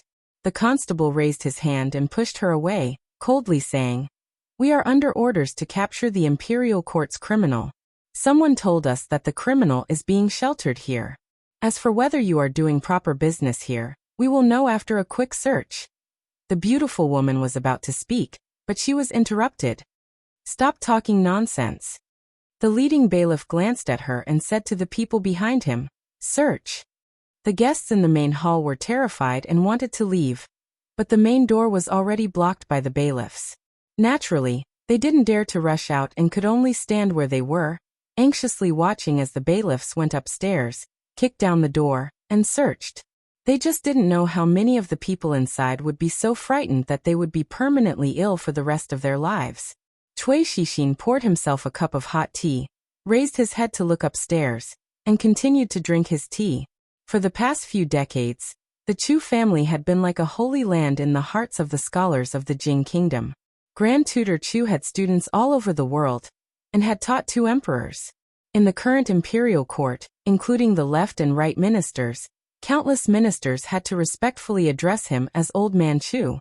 Grand Tutor Chu, who had always kept himself clean, and was particularly strict with his descendants of the Chu family, probably did not want everyone in Jingdo to know that the eldest legitimate son of the Chu family was in a brothel, and had some kind of perverted hobby when it came to making love with women. Fortunately, the bailiffs who were searching for the imperial court's criminal were from the capital governor's manor, so the Cui family was able to exert some influence. Otherwise, this scandal, which was enough to affect the reputation of the Chu family, would have spread far and wide. Cui Shixin raised his head to take another look, then slowly stood up and walked upstairs. On the main street, passers-by saw the officials blocking the entrance of the wonderful sound pavilion. They stopped in their tracks and watched from afar. In the restaurant on the opposite side, a large man poured warm wine into a cup and handed it to a middle-aged man opposite him. "Fifth master, the wine is warmed." The middle-aged man raised his wine cup. The burly man was about to sit down opposite him when he saw that the burly man's hand was trembling non-stop. The wine in the cup spilled all over his sleeves, but he didn't seem to care at all. He raised his hand and brought the wine cup to his lips. At this moment, there was not a single drop of wine left in the cup. "Fifth master, what's wrong? Are you very cold?" The large man hurried over and saw that the window behind the middle-aged man was open. He immediately said, "I'll go close the window." He stood in front of the window and glanced down. "Strange, what are those people looking at down there? Don't close it." At this moment, the middle-aged man's gloomy voice seemed to come from his throat. "But if you don't close it, the wind outside will blow in." I said, "Don't close it." Okay, if you don't close it, then don't close it." The large man helplessly shook his head. He waved at the waiter beside him and said, "Bring a heater over, hurry." The middle-aged man raised the empty cup and drank a mouthful. When he put down the cup, his arm couldn't help but tremble. The cup knocked against the table and made a clear sound. This attracted the attention of the people at the neighboring table. The large man walked over and looked at him. He asked in fear, Fifth master, are you sick?" "I'm fine." The middle-aged man didn't raise his hand. He said in a deep voice, "Pour the wine." "But, pour the wine." The large man could only obey. He watched as the cup of wine was brought to his mouth. There was not a single drop left, but he still pretended to drink heartily. He shook his head and filled the empty cup again. "I've been ordered to search for the imperial court's criminal. Don't touch the people inside." One of the constables kicked open the door and saw 2 naked worms on the bed in the room. He shouted loudly. The man and woman on the bed had long been scared silly. 2 bailiffs had already rushed in and roughly swept their eyes over them. Their gazes fiercely landed on the woman's body a few times, then looked at the man. They waved their hands with some disdain and said, "It's all right, you guys can continue." After walking out of the room, they looked at each other and walked straight to the innermost room. "I've been ordered to search for the imperial court's criminal. Don't touch the people inside." The leading bailiff kicked the door open. The other 2 bailiffs immediately rushed in and rushed to the bed behind the curtain. Behind the curtain, the man's heavy breathing suddenly stopped and turned into panic. Who are you people?" The leading bailiff looked at the man on the bed and was stunned for a moment. He immediately cupped his fists and said, My apologies. I didn't know young Master Chu was here and disturbed you. Please forgive us. We will leave immediately. He looked at the bed. Chu Ping's hand was still on the woman's neck. The woman's exposed body was also covered in green whip marks and candle tears. The constable sucked in a breath of cold air and looked at Chu Ping. He cupped his fists again and said, "This? Young Master Chu's preferences are really unique. Young Master Chu, don't worry. We didn't hear or see anything tonight. Please continue." He waved at the 2 people in the room and said, What are you waiting for? Hurry up and leave. When they reached the door, a figure came in from outside. Cui Shixin looked at them and his face darkened. He said angrily, "Who let you in?" The bailiff smiled apologetically. Before he could say what he had rehearsed beforehand, he suddenly heard a terrified voice from the bedside.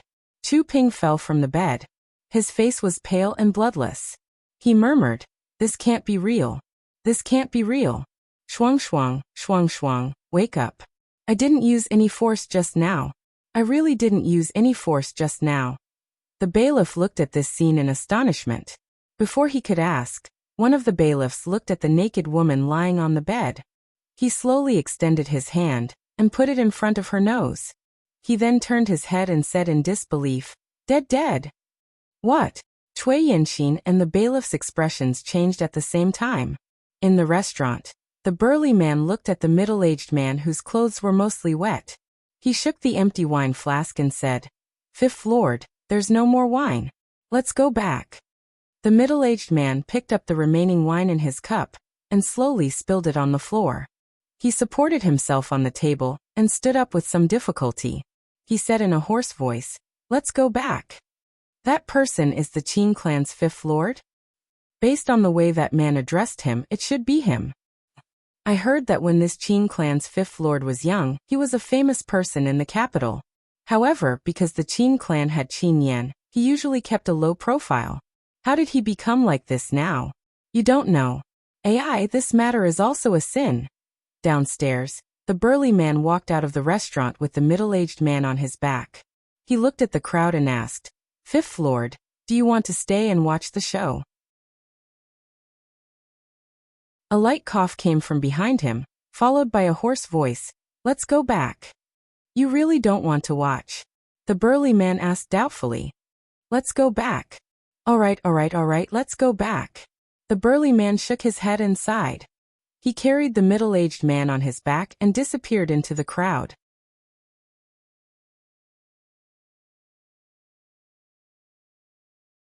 Chapter 872. How is this possible?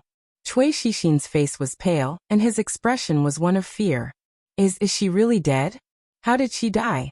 The bailiff once again placed his hand under the woman's nose and carefully examined her neck.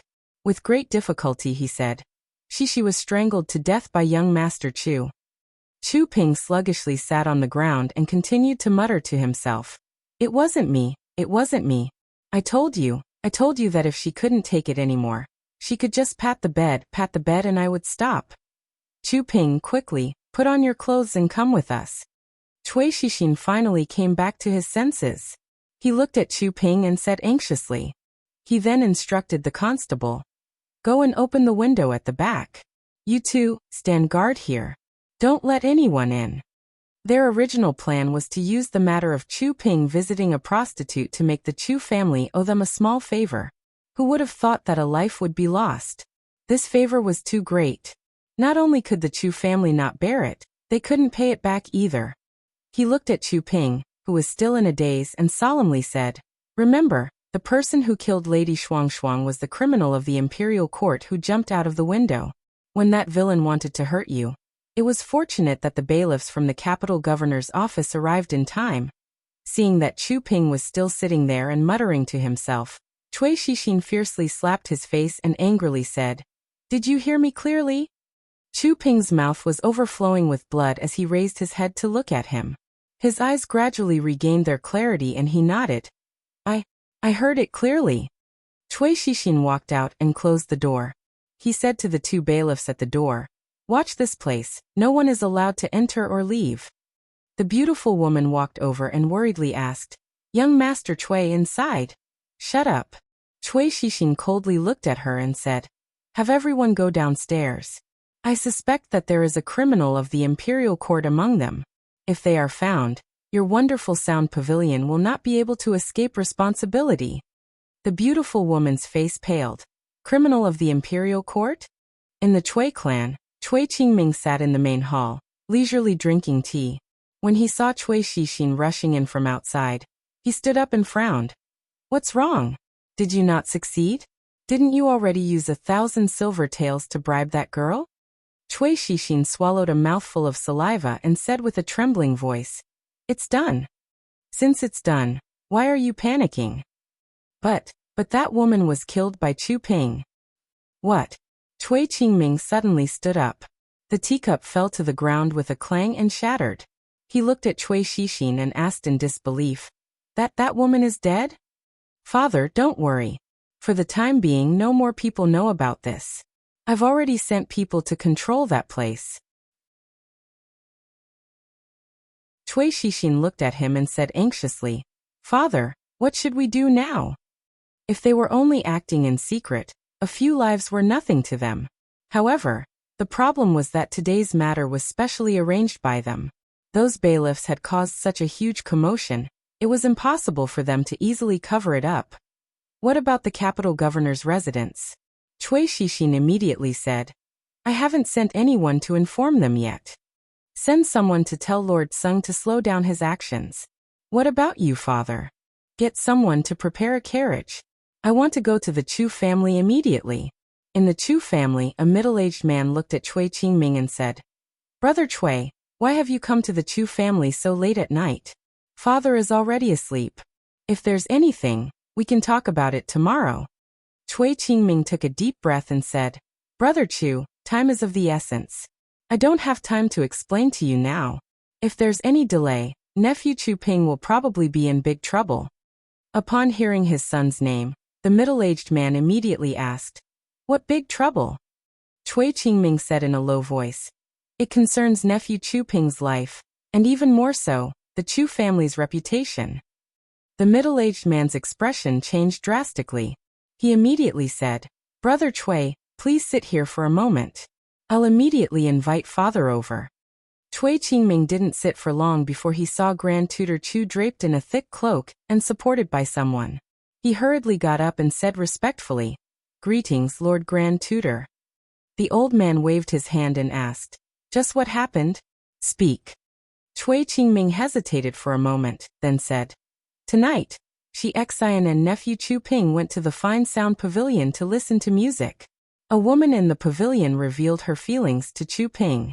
It's hard for young people to be a little impatient.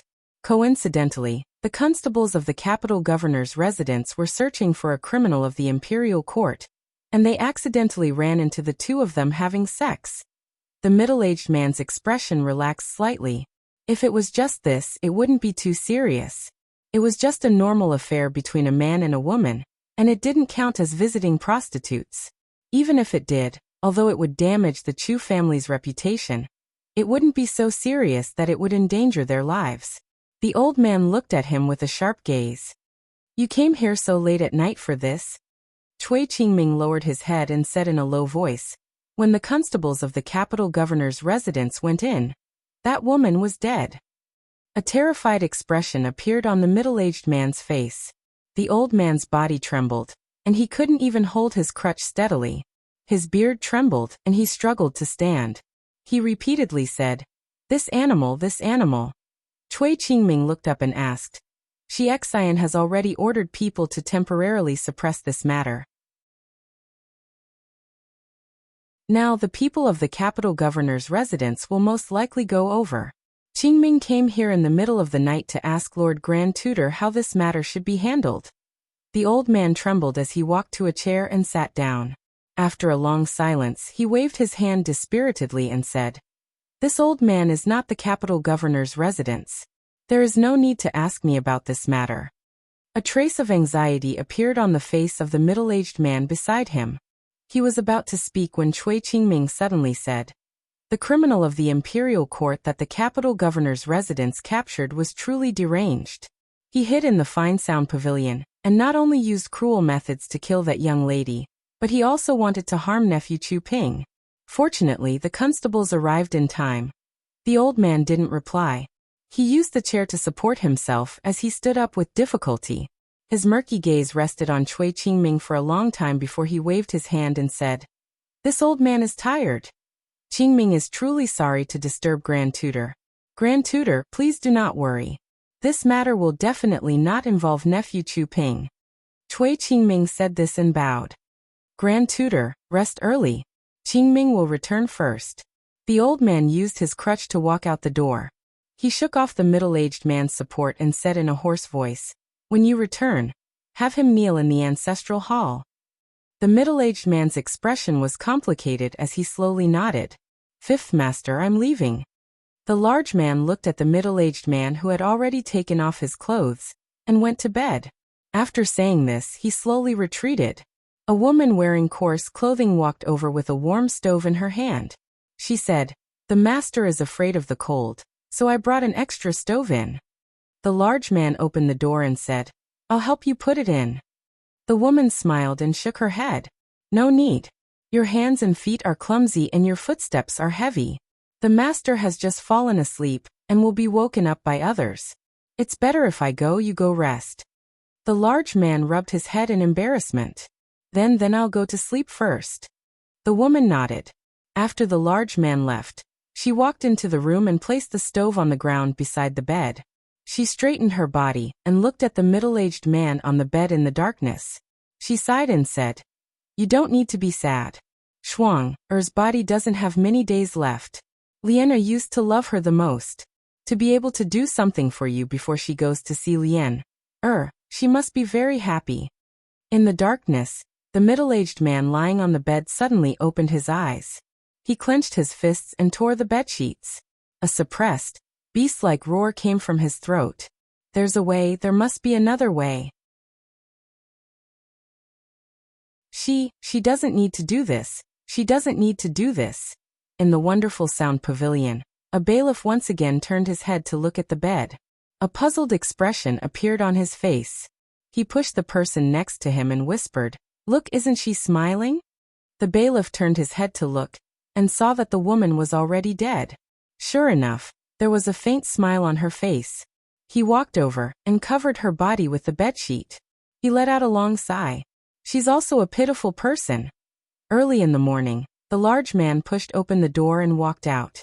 The cold wind blew against his face and made him shiver. He looked at the courtyard full of white in a daze and muttered, "Didn't it get warmer a few days ago? Why is it snowing again?" He returned to his room and wrapped himself with another layer of clothing. Then he walked out through the garden path and walked towards a courtyard. He stopped halfway. In the depths of the garden, a plum blossom tree had quietly bloomed. It immediately added a few more decorations to the vast expanse of white in the garden. In front of the plum blossom tree, a figure stood straight in the snowflakes that filled the sky. "Fifth Lord, you came out so early today. Why didn't you open an umbrella?" The large man walked over and carefully brushed away the snowflakes on the middle-aged man's shoulders and body. He saw that a thick layer of snow had also fallen on the middle-aged man's head. It was unknown how long he had been standing there. He gently swept away the snowflakes on the middle-aged man's hair. However, there were a few places where the snowflakes couldn't be swept away no matter what. The middle-aged man's movements became sluggish. He looked at the middle-aged man in a daze, and a shocked expression appeared on his face. Fifth Lord, you." The middle-aged man turned his head to look at him. He revealed a smile and said, "This person, if you don't pay attention, you will grow old."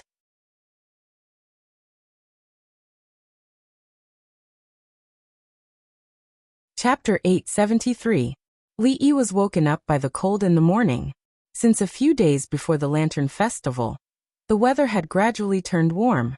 Even the quilt on his bed had been changed to a thin one. However, he couldn't stand the cold in the middle of the night. He curled up his body and didn't sleep well.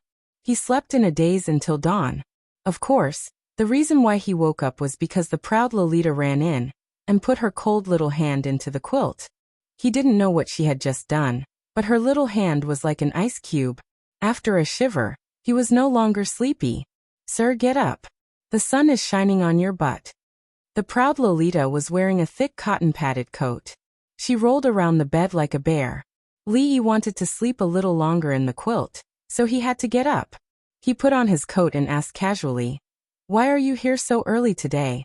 Don't you need to pay your respects to your father?" The proud Lolita lay on the bed and shook her legs. She said with a sad face, "Father is sick. The imperial doctor said that father needs to rest well these days. I came over after seeing him outside." These days, the old emperor's illness had become more and more serious. Li was a little worried. He only hoped that the winter would pass quickly, and that the worst situation would not happen now. Hearing the noise and laughter coming from outside, he wondered, "What's going on outside?" The proud Lolita curled her lips and said, "They are having a snowball fight. Sister Xiaohuan is already 17 years old, but she is still so childish. I have long stopped playing that kind of game." Li was stunned and asked, "It's snowing?" The proud Lolita nodded and said, "It started last night. It's very, very heavy. Sir, hurry up and get up. Let's go outside and make a snowman. Make the biggest one and make it bigger than theirs." The sudden heavy snow fell silently. Compared to previous years, there was not much snow this winter. However, it still snowed after the Upper Lantern Festival. This was something that had never happened in recent years. Of course, the night of the Upper Lantern Festival did not only have heavy snow, but also poetry. Searching for her thousands of times in the crowd. But when I look back, that person is standing in the dim light. This poem only took half a night to spread among the circle of scholars in the capital. The #1 scholar of the Jing Kingdom, whose poems had not been circulated for a long time, was so extravagant. This once again cemented his position in the hearts of those who loved poetry. This was not the only incident that caused a stir in the capital last night. There was a vicious court criminal who, while hiding from the bailiffs, hid in a music hall in the capital.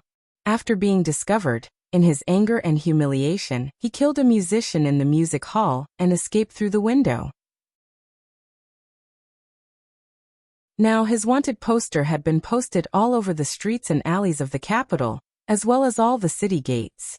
Furthermore, because that scoundrel had almost injured the young master of the Chu family, the capital governor's manor had already strictly ordered the yamen in the capital region to investigate the whereabouts of that criminal, and offered a large reward. This made it so that if the people of Jingdo saw an unidentified outsider outside, they would all secretly pay more attention. The capital yamen. After an old man washed his hands in a copper basin, he respectfully said, "Sir, we have already investigated. This woman died because she suffocated. The 2 strangulation marks on her neck are the cause of her death." Sung Shichen's face darkened. "Has the identity of this woman been investigated?" A bailiff came forward and said, "Sir, we have already asked the people in the Wonderful Sound Pavilion. That woman was a musician in the pavilion and had a bit of fame.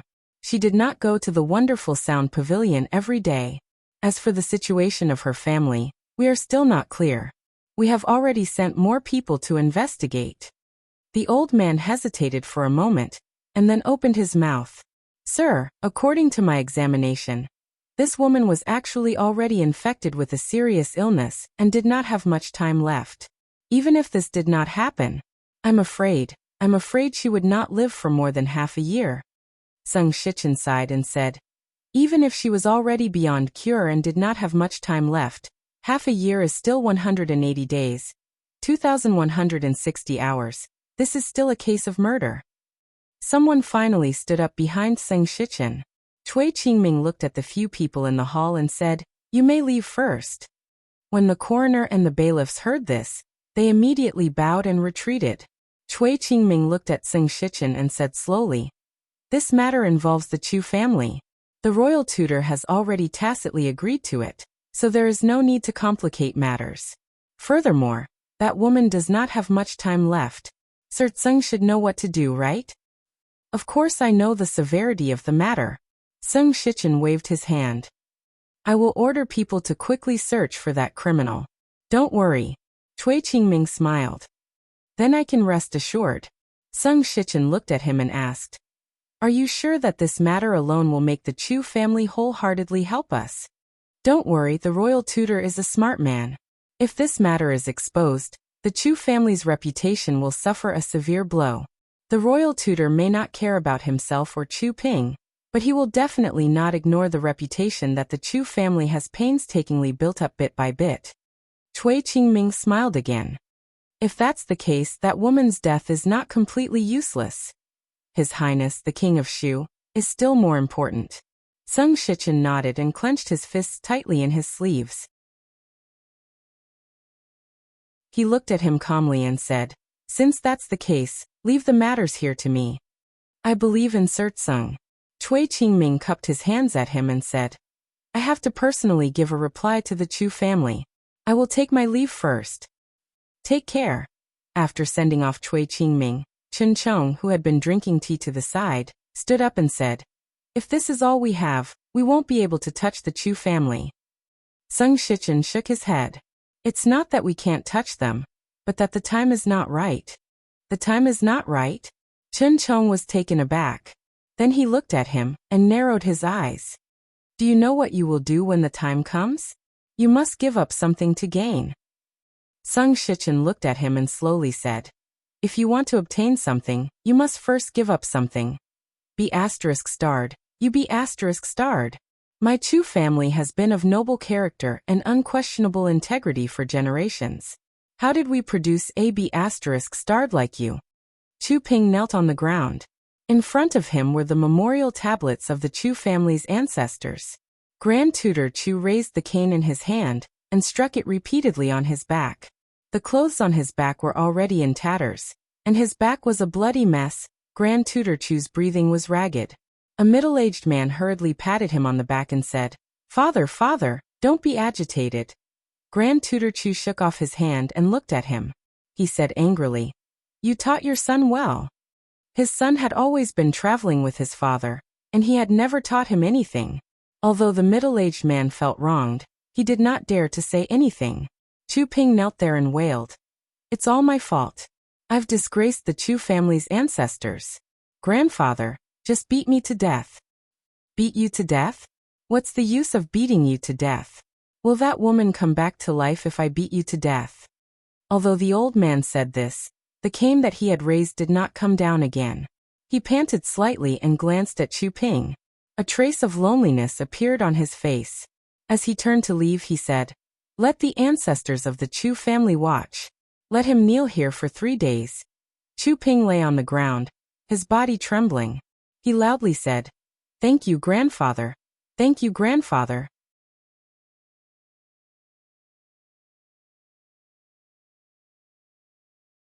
Chapter 874. Qin Family. After the family banquet, Qin Xiang looked at his eldest son and said, The reform mentioned this morning is related to agriculture. If you are not careful, it will shake the foundation of the country. You must be very careful with every step you take. You must not be careless. Qin Yan immediately nodded. Father, don't worry. I will be extra careful. However, since it is a reform, you don't need to be too conservative. Don't be too careful. Qin Yan respectfully said, I understand. After the conversation, Qin Xiang stood up and walked out of the room.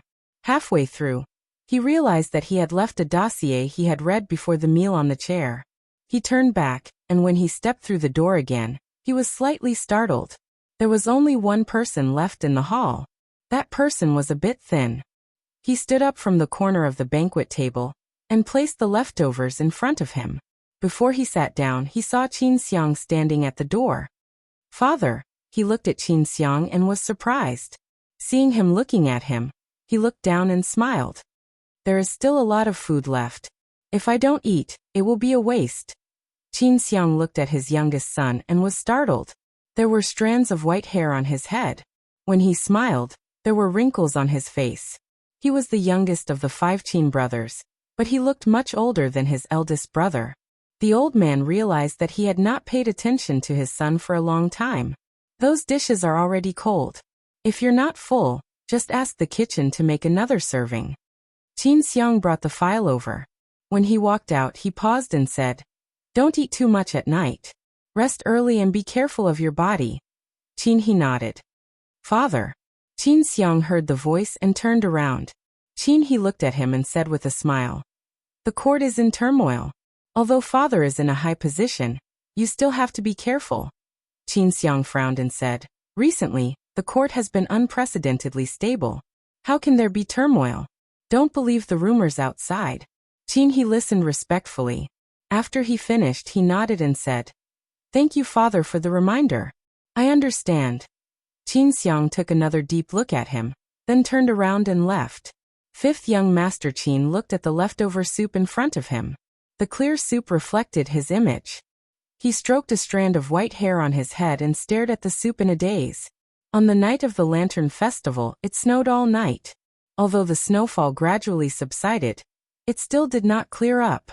It was still early in the morning. On the streets of the capital, other than a few shops that had their doors half closed, most of the shops that faced the streets were tightly shut. A woman with her hair wrapped up and wearing only a thin shirt stood in front of a small building and knocked for a long time. When a beautiful woman inside opened the door, she rubbed her face that was red from the cold and smiled.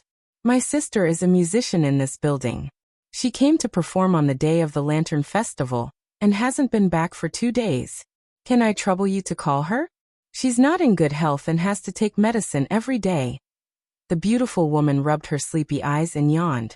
She asked in a muffled voice, "What's your sister's name?" The woman smiled and said, "Her name is Shuang Shuang." "Sir, what are they doing?" The proud Lolita lifted the curtain of the carriage window and saw a group of people gathered at the foot of the city wall. She turned her head and asked Li Yi, "They're probably looking at the court's criminal." As the carriage drove over, Li Yi also heard the discussion of some people on the street. It seemed that yesterday, a criminal wanted by the court committed a murder case in the capital. Using the chaos of the Upper Yuan dynasty, he successfully escaped. This made the higher-ups very angry. They did not hesitate to issue a large warrant for his arrest. The bounty was even more generous. They paid a great price to capture this person and bring him to justice. The capital was under the feet of the emperor, and the criminal was a criminal wanted by the court. Coincidentally, it was the Lantern Festival. It was no wonder that the higher-ups had such a big reaction. However, with the warrant being issued, unless the criminal had the ability to change his appearance, it would not be easy for him to escape near the capital. It must be known that around Jingdo, there was a group of madmen who wanted to farm points to raise their ranking. How could they let go of such a good opportunity? In principle, for a criminal wanted by the court with great fanfare to appear in Jingdo and commit another crime was an inconceivable thing. However, there was always an oversight. At this moment, the matter of the criminal was not important to him. The old emperor's health was more important. This snow had come suddenly, and the old emperor's illness had also worsened suddenly. From the beginning, Li knew that there was no possibility of his illness recovering. Sometimes it was all about luck. Even though he had already let go of court affairs and focused on recuperating, no one knew when bad luck would arrive. Li Yi's mood was a bit depressed. Some things could be solved perfectly, and some things could not. Faced with this matter, even he felt a deep sense of helplessness from the bottom of his heart. The carriage suddenly came to a stop. The proud Lolita lost her balance and fell on top of him. A red cloud appeared on her face. In a small voice she said, "Sir, I didn't do it on purpose." Li supported her waist and helped her sit properly. The angry scolding of a palace guard could already be heard from outside. "How do you walk? Don't you have eyes?" After scolding, the guard knocked on the carriage in a panic and asked, "Your Highness, are you all right?" "I'm fine," the proud Lolita replied in a small voice. She then asked, "What happened outside?" The guard immediately said, "A woman suddenly walked out of the alley and almost ran into her. I had no choice but to rein in the horse and disturb your Highness. Please forgive me, your Highness." The proud Lolita asked in a quiet voice, "She didn't hurt anyone, did she?" A guard had already helped the woman who had fallen to the ground up. He furrowed his brows and asked, "Are you all right?" The woman didn't look at him. Her eyes were unfocused as she walked forward in a daze. Strange person. The guard glanced at her and turned his head. "Your Highness, she didn't hurt anyone. Let's keep going." Li lifted the curtain to take a look, only to see a distant silhouette. He shook his head and lowered the curtain again. After visiting the old emperor, the dark clouds in Li Yi's heart dissipated a little when he walked out of the hall. Naturally, it was because his illness wasn't as serious as he had expected. It was probably because of the sudden drop in temperature that he was having a relapse. A eunuch led him to the side hall and said that the heir and the eldest princess were already waiting there. When Li Yi and the proud Lolita walked in, they found that they weren't the only ones in the side hall. Princess Ning was holding Mingzhu's hand and talking. Li Xian was playing chess with Ning Wang. Seeing them enter, Princess Ning waved at the proud Lolita. Shaning, come quickly, come here. Li Yi bowed slightly and said, "Greetings to Ning Wang and Princess Ning." Every year at the beginning of the year, the nobles from all over would enter the capital. Because Li Xian was in the capital, Ning Wang's family would often stay for a few more days. "Dr. Li, no need to be so courteous." Ning Wang waved his hand and looked at him. He shook his head and said, "In terms of the ability to judge people, I really am not as good as my royal brother. Dr. Li is an outstanding person. I actually misjudged you back then."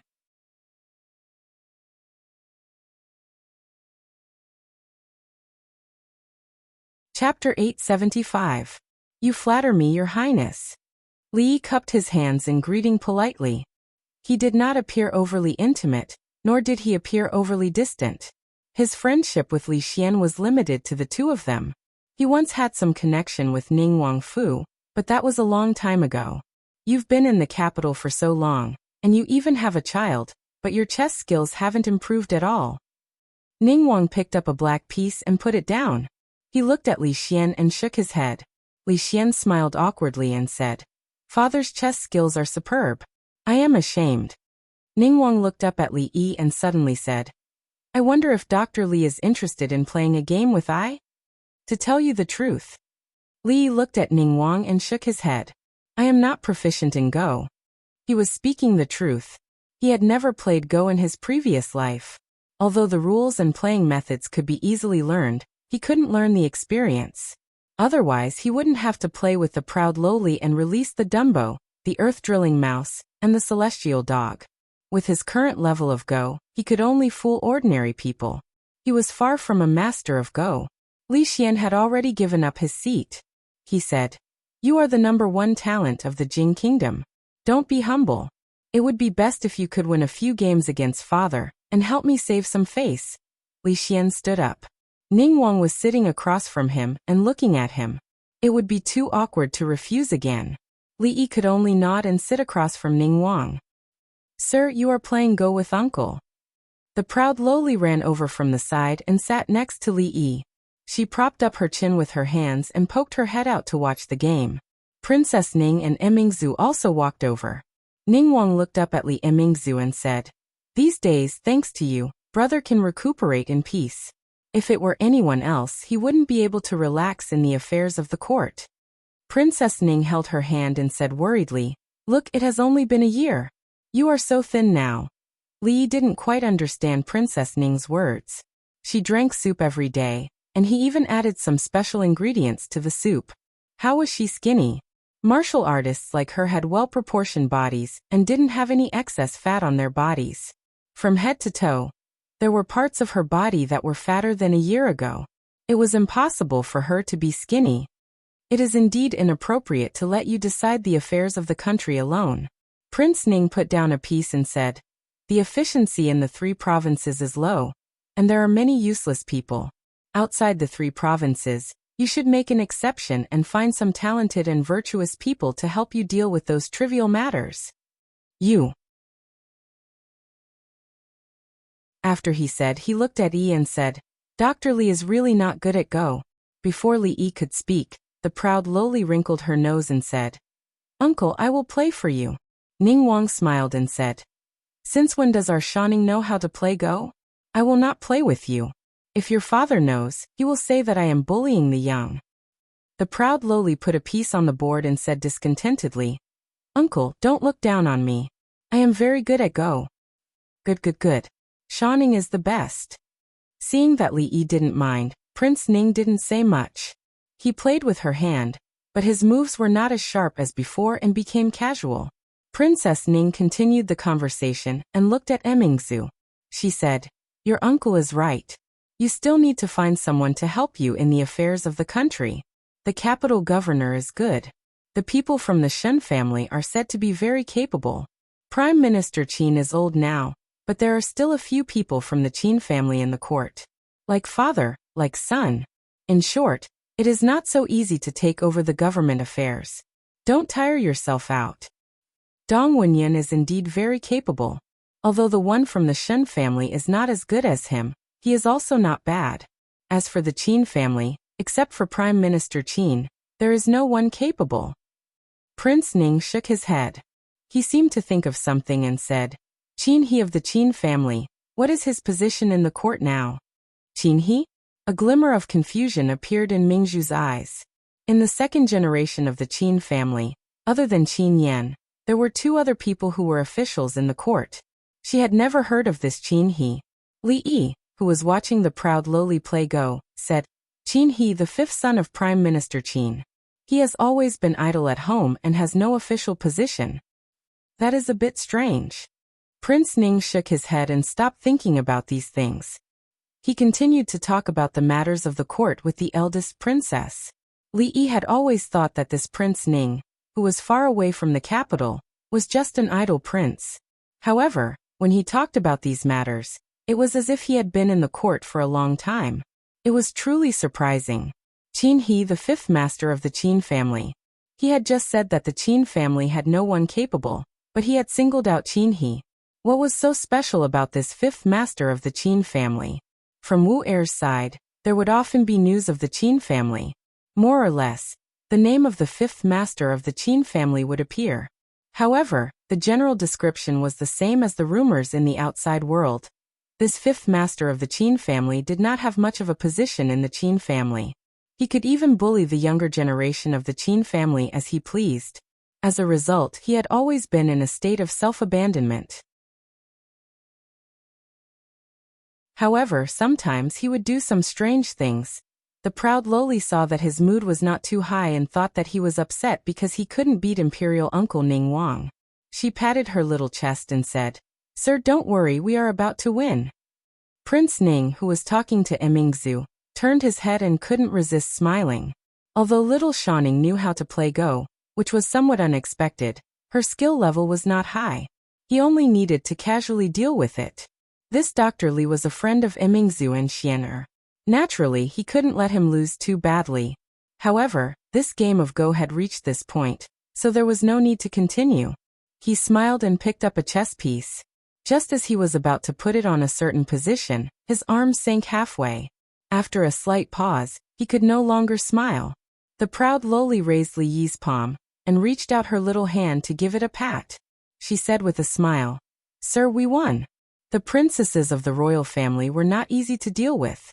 Don't compete with Mingzhu, don't play Go with Shaning. This was an iron rule. Prince Ning lost a game of Go. He was surprised by the proud lowly's Go skills and proposed another game. Of course, the proud lowly would not refuse. After all, Prince Ning had been immersed in Go for many years. No matter how talented the proud lowly was, she was only 14 years old. After a fierce fight, she gradually fell into a disadvantage. Of course, the one who lost in the end was still Prince Ning. Turning defeat into victory and reversing the situation was the proud lowly's specialty. Especially after she used the flying chess, the invisible chess, and the ultimate move of eating up the small chess pieces. Prince Ning lost without any suspense. The old emperor's illness was not as serious as he had imagined, which made him feel a little relieved. On his way home, sitting in the carriage, he inadvertently glanced out through the gap of the curtain, only to find that Fang seemed to have a lot on his mind. Before he could ask, Fang opened the curtain a little and asked, Young master, I have a question to ask you. Li Yi sat up straight. The first thing he thought about was whether he had encountered anything recently, so that he wouldn't be hurt by his words. After finding that he probably hadn't, he looked at him and said, What's the matter? Say it. Fang looked at him and hesitated for a long time before he said, I want to take little Hong home. What do you think will happen? I think you will die. Li Yi looked at him and said without any hesitation. He was well aware of his sister-in-law's temperament. She had bought a large mansion in the capital city, and all the servants in the house were men.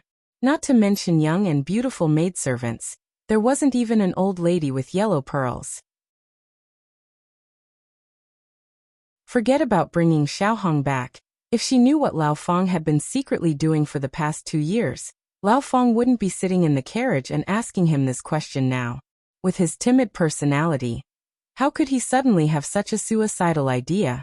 Li thought for a moment, looked at him, and asked suspiciously, "You didn't take the girl's body, and now you can't take it anymore, right?"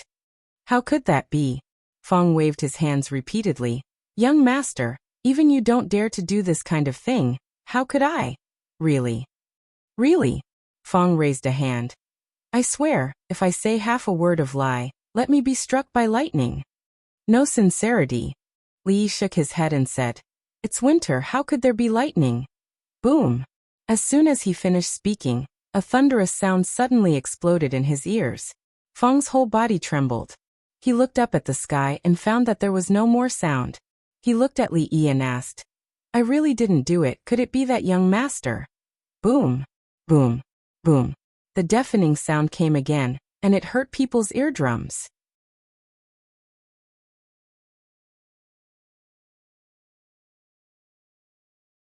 Chapter 876. The rumbling sound came suddenly. Fong turned over and rolled off the carriage. He looked at the sky vigilantly. After listening for a while, he realized that the sound did not come from the sky. He turned his head and saw that not far ahead, there was a woman beating the big drum in front of the yamen. What he heard just now was not thunder, but the drum. He breathed a sigh of relief and jumped back into the carriage. He said, "So someone is beating the court drum. I was scared to death." The court drum was a large drum erected in front of the yamen. It had two functions. One was for the county magistrate to beat the drum to gather the crowd when he went to court. The other was for the commoners who had been wronged to beat the drum to express their grievances. Li lifted the curtain and took a look. The woman who had beaten the drum had already been ushered in by the yamen runners. He did not pay much attention to her. He put down the curtain and looked at old Fong. "Are you serious about what you said just now? It's not a good way to go on like this." Fong sighed and said, "There has to be an end to this matter." Li hung the curtains to the side and asked curiously, "How did you and Lil Red meet?" Fong leaned against the carriage and looked at the sky. He smiled and said, "About a year before you came up the mountain." At first, Li thought that Fong was just a simple and honest man without many thoughts. Later, he found that his thoughts, especially when it came to feelings, were extremely delicate. Under his simple and honest appearance, there was a soul of coquettishness. He and Little Red got to know each other because of the old story of a bear saving the beauty. Later, they met in the jadeite courtyard by chance. As time went by, they became familiar with each other. They communicated with each other across the wall in the jadeite courtyard, and gradually developed to the point where they were today. According to Fong, it was not to the point. At present, the two of them only held hands in a pure relationship. The relationship between him and Mrs. Fong should be familial, and Little Red was probably Fong's love. As for how to make the two perfectly fuse, if he knew, he wouldn't have to run between them every day. His own affairs were still a mess, and he couldn't help much with Fong's family affairs. Li could only shake his head and say, "Let's think about this at length." "That's right, let's take our time to think about it." Fong nodded and said, "Miss Sueyamo has already succeeded. Second Miss Ruoqing, Princess Royal Miss Lin, and even Xiaohuan hasn't married yet. I'm afraid that the little princess only has Xiaohuan in her heart. We need to think about them one by one." Li thought for a moment and said, "Well, I'll ask Rui to go over and talk to Mrs. Fong. Tell her that you want to bring another mistress back. As the first wife of the Fong family, she should be generous and not obstruct you. She will definitely listen to Rui. How about it? That's good enough, right?" Fong waved his hand repeatedly. "Forget it. I can solve this kind of trivial matter myself. I don't want to trouble Miss." The carriage gradually went away. In the yamen, a constable sent the woman out, shook his head and said helplessly, "Miss, this case has been handled by the yamen from the beginning to the end. You can go there and ask." The woman's face was pale, but she still nodded and said, "Thank you, constable." The constable looked at her and said with pity, "Miss, let me remind you, when you go to the yamen, don't knock the drum in front of the gate." Chuping Chui Xixin. Li crumpled the paper in his hand into a ball and threw it into the stove. Chui Xixin and the young master of the Chu family were also in the wonderful sound pavilion when the imperial court criminal committed the murder. It was said that they were almost implicated. This was also one of the reasons why the capital governor's office placed so much importance on this case. He had never underestimated the Chu family and had always sent people to keep an eye on them. However, this matter had been handled by the Yamen from the beginning to the end. Sung Shichen hadn't sent any news, so there shouldn't be any problems.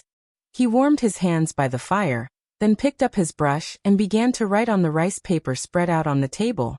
Mississippi Lou insisted that the Green Jade Case Lantern Festival he had written on the lantern that day was too sloppy. There were many words in it that she didn't recognize, so it wasn't a suitable gift. She wanted him to write it again. It was normal that Mississippi Lou couldn't recognize it. She only knew a few words and the situation that day was different. In order to speed things up, he had used a type of calligraphy that was between cursive and semi-cursive. Anyone with a bit of knowledge in calligraphy would be able to recognize it, but to an illiterate like her, it was naturally scribbled and couldn't be seen clearly. However, she was Mississippi Lou. If Second Miss wanted her to write it in regular script, she would write it in regular script. It wasn't a big deal. After Li Yi finished writing, she checked it and nodded in satisfaction.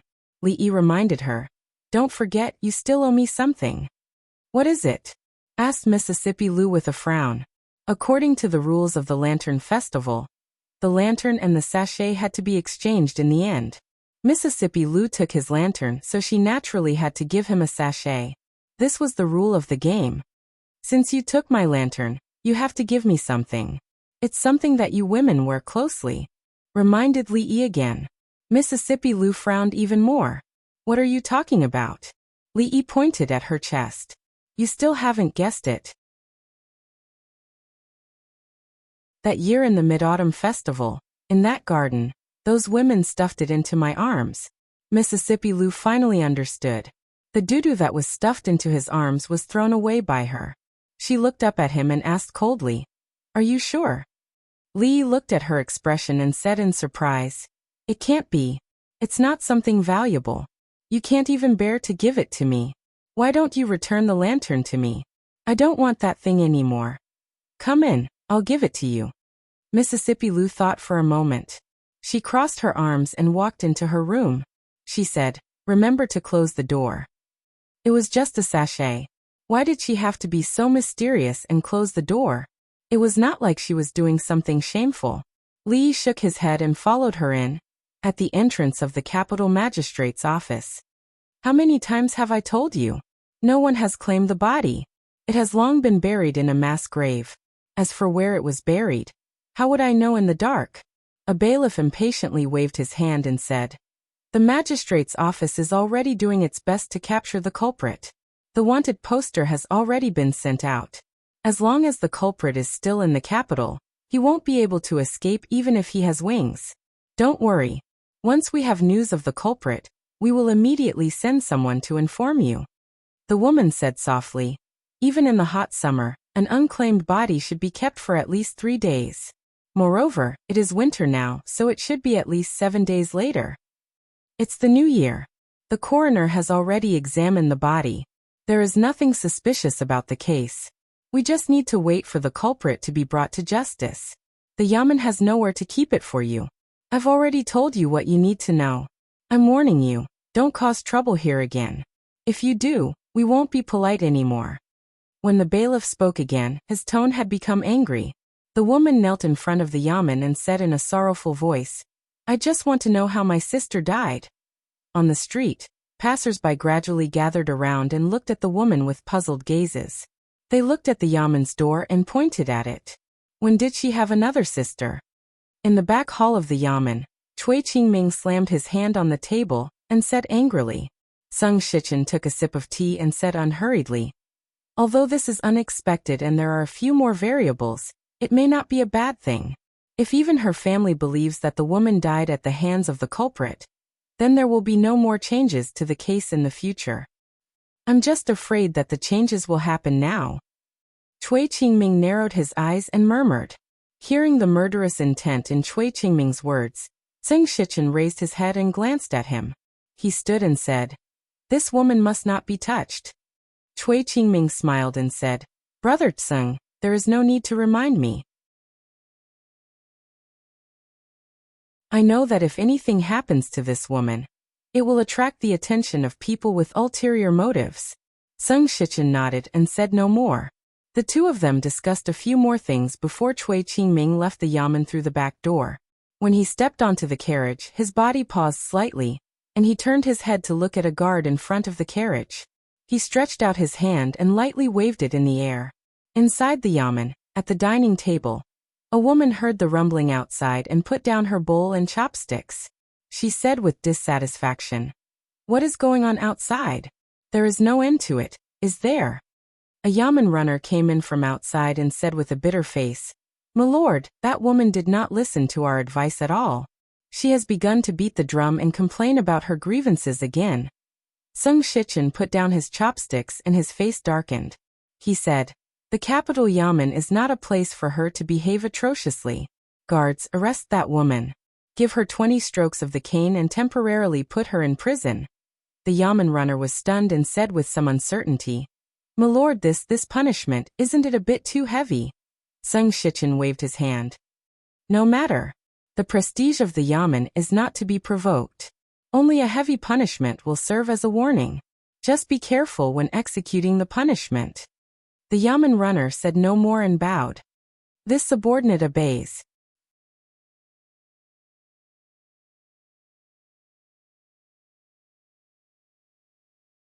Chapter 877.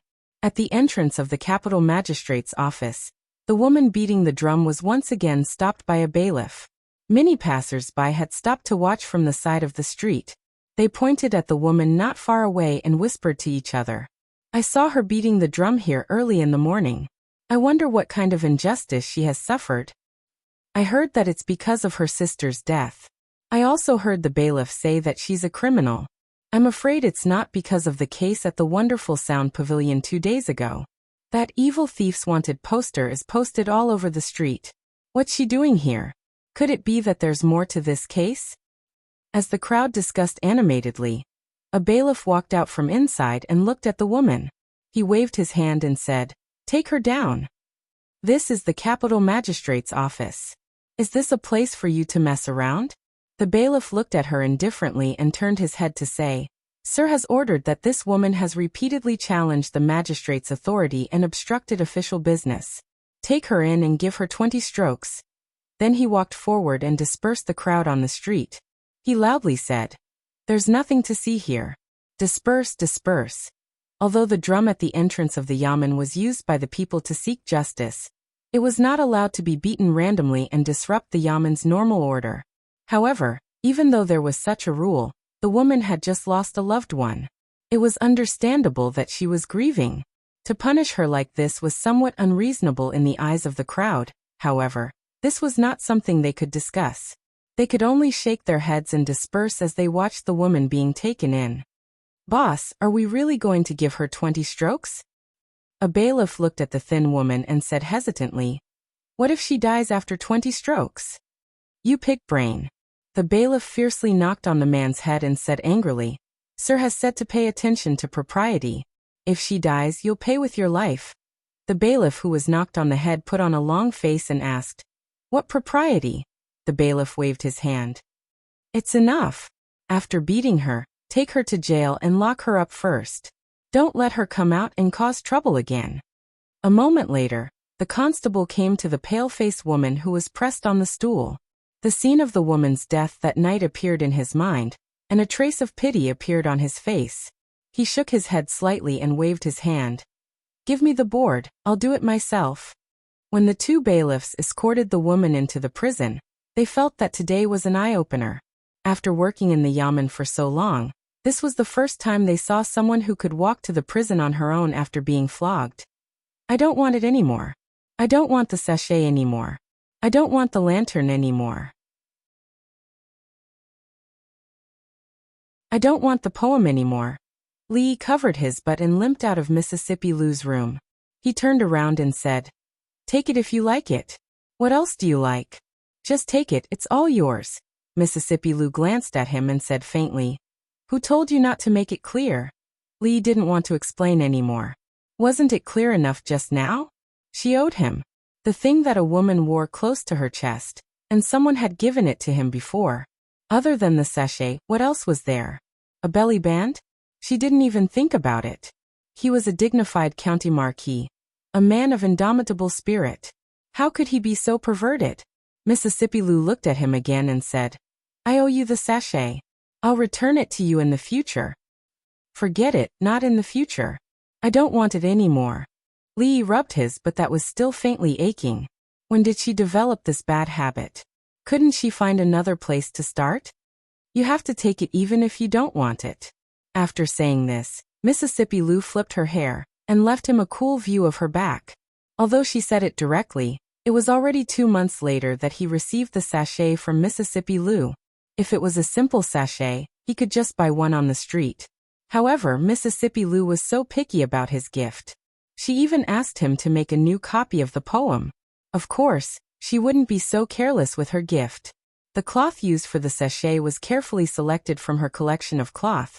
She heard from Xiao Huan that second miss took a full 3 days to choose the spices, and then to embroider something on it, sewing the broken pieces of cloth together. In this period of time, she did not know how much was wasted. That was why it dragged until now. She was very good at fighting with others, but when it came to cooking or needlework, it would greatly lower the level of most women. Li held the sachet sewn by Mississippi Lou. He was very sure that if he wore it out, he would definitely be laughed at by others. However, looking at the eyes of Mississippi Lou, he could only ignore his conscience and nodded.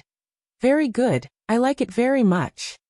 Mississippi Lou's somewhat nervous expression finally eased. She said, It's my first time sewing. There are many places that are not done well, just make do with it. Li nodded and said, There are indeed many places that are not done well. For example, there are some marks in the stitching of the cloth, the color matching is not very good, the stitches are thin and dense, the choice of spices seems to be. Mississippi Lou looked at him calmly. Also what? Li hung the sachet on his waist with satisfaction and said, It seems there is nothing to be picky about. No matter how ugly the sachet sewn by Mississippi Lou was, it was still unique in this world. He either insisted on this truth, or beat her, and tell her what was wrong with the choice of spices and the matching. Today Li did not have the time to fight with her for 300 rounds to correct her mistakes, because today was the day that Lin Wanru and Lin Yong set off to return to the Qi Kingdom. The caravan of merchants from the Qi Kingdom who came along with them had left the capital city long after the Lantern Festival. They had stayed for more than 2 months. If they did not return soon, the Lin family's business in the Qi Kingdom would most likely have an unforeseen event. He had discussed all the details of the cooperation with her a month ago. This time, he would also send a caravan of merchants and guards to escort them to the Qi Kingdom. The caravan arrived at the city gate. Rui and Lin Wanru were talking. Rui came down from the carriage and patted her hand, saying, It's a long journey from here to the Qi Kingdom. Sister Lin, be careful on the way. Lin Wanru smiled and said, Although it's a long journey, we've gone back and forth several times. With these guards escorting us all the way, you don't have to worry, sister. Then she walked to Li Yi's side, looked at him, smiled, and stretched out her hand, saying, Goodbye. Li Yi was stunned. Then he also stretched out his hand, and the two of them shook hands. Lin Wanru turned her head, looked at Rui, and explained, This is a kind of etiquette in our hometown called the handshake ceremony. It's used to greet friends who have not seen each other for a long time, or to bid farewell to friends who are about to be separated. Lin Yong looked at this scene in astonishment. After scratching his head, he also stretched out his hand to Li Yi, and said with a sad face, Li brothers, goodbye. Li Yi punched him hard on the shoulder and said with a smile, Why are you pulling a long face? It's not like you won't see each other. In less than half a year, I'm afraid you'll have to come back to the capital again. Lin Yong smiled honestly and said embarrassedly, It's not that I can't bear to part with you, Li brothers. Li Yi smiled and said, 2 men, don't be so sentimental. I can't bear to part with the food cooked by Li brothers. After Lin Yong finished speaking, Li Yi was stunned. Then he waved his hand and said, Let's go, let's go. He watched Lin Yong get into the carriage with a big smile, leaning against the carriage and waving at him. When Lin Wanru bent down to lift the curtain, she looked back and disappeared behind the thick curtain in the next moment. The convoy slowly drove out, and when the last carriage could not be seen, Li turned his head and said, "Let's go back." "Mother." The city gate was crowded with people and it was noisy, but he and Rui both had extraordinary hearing. How could they not hear this childish and somewhat muffled voice?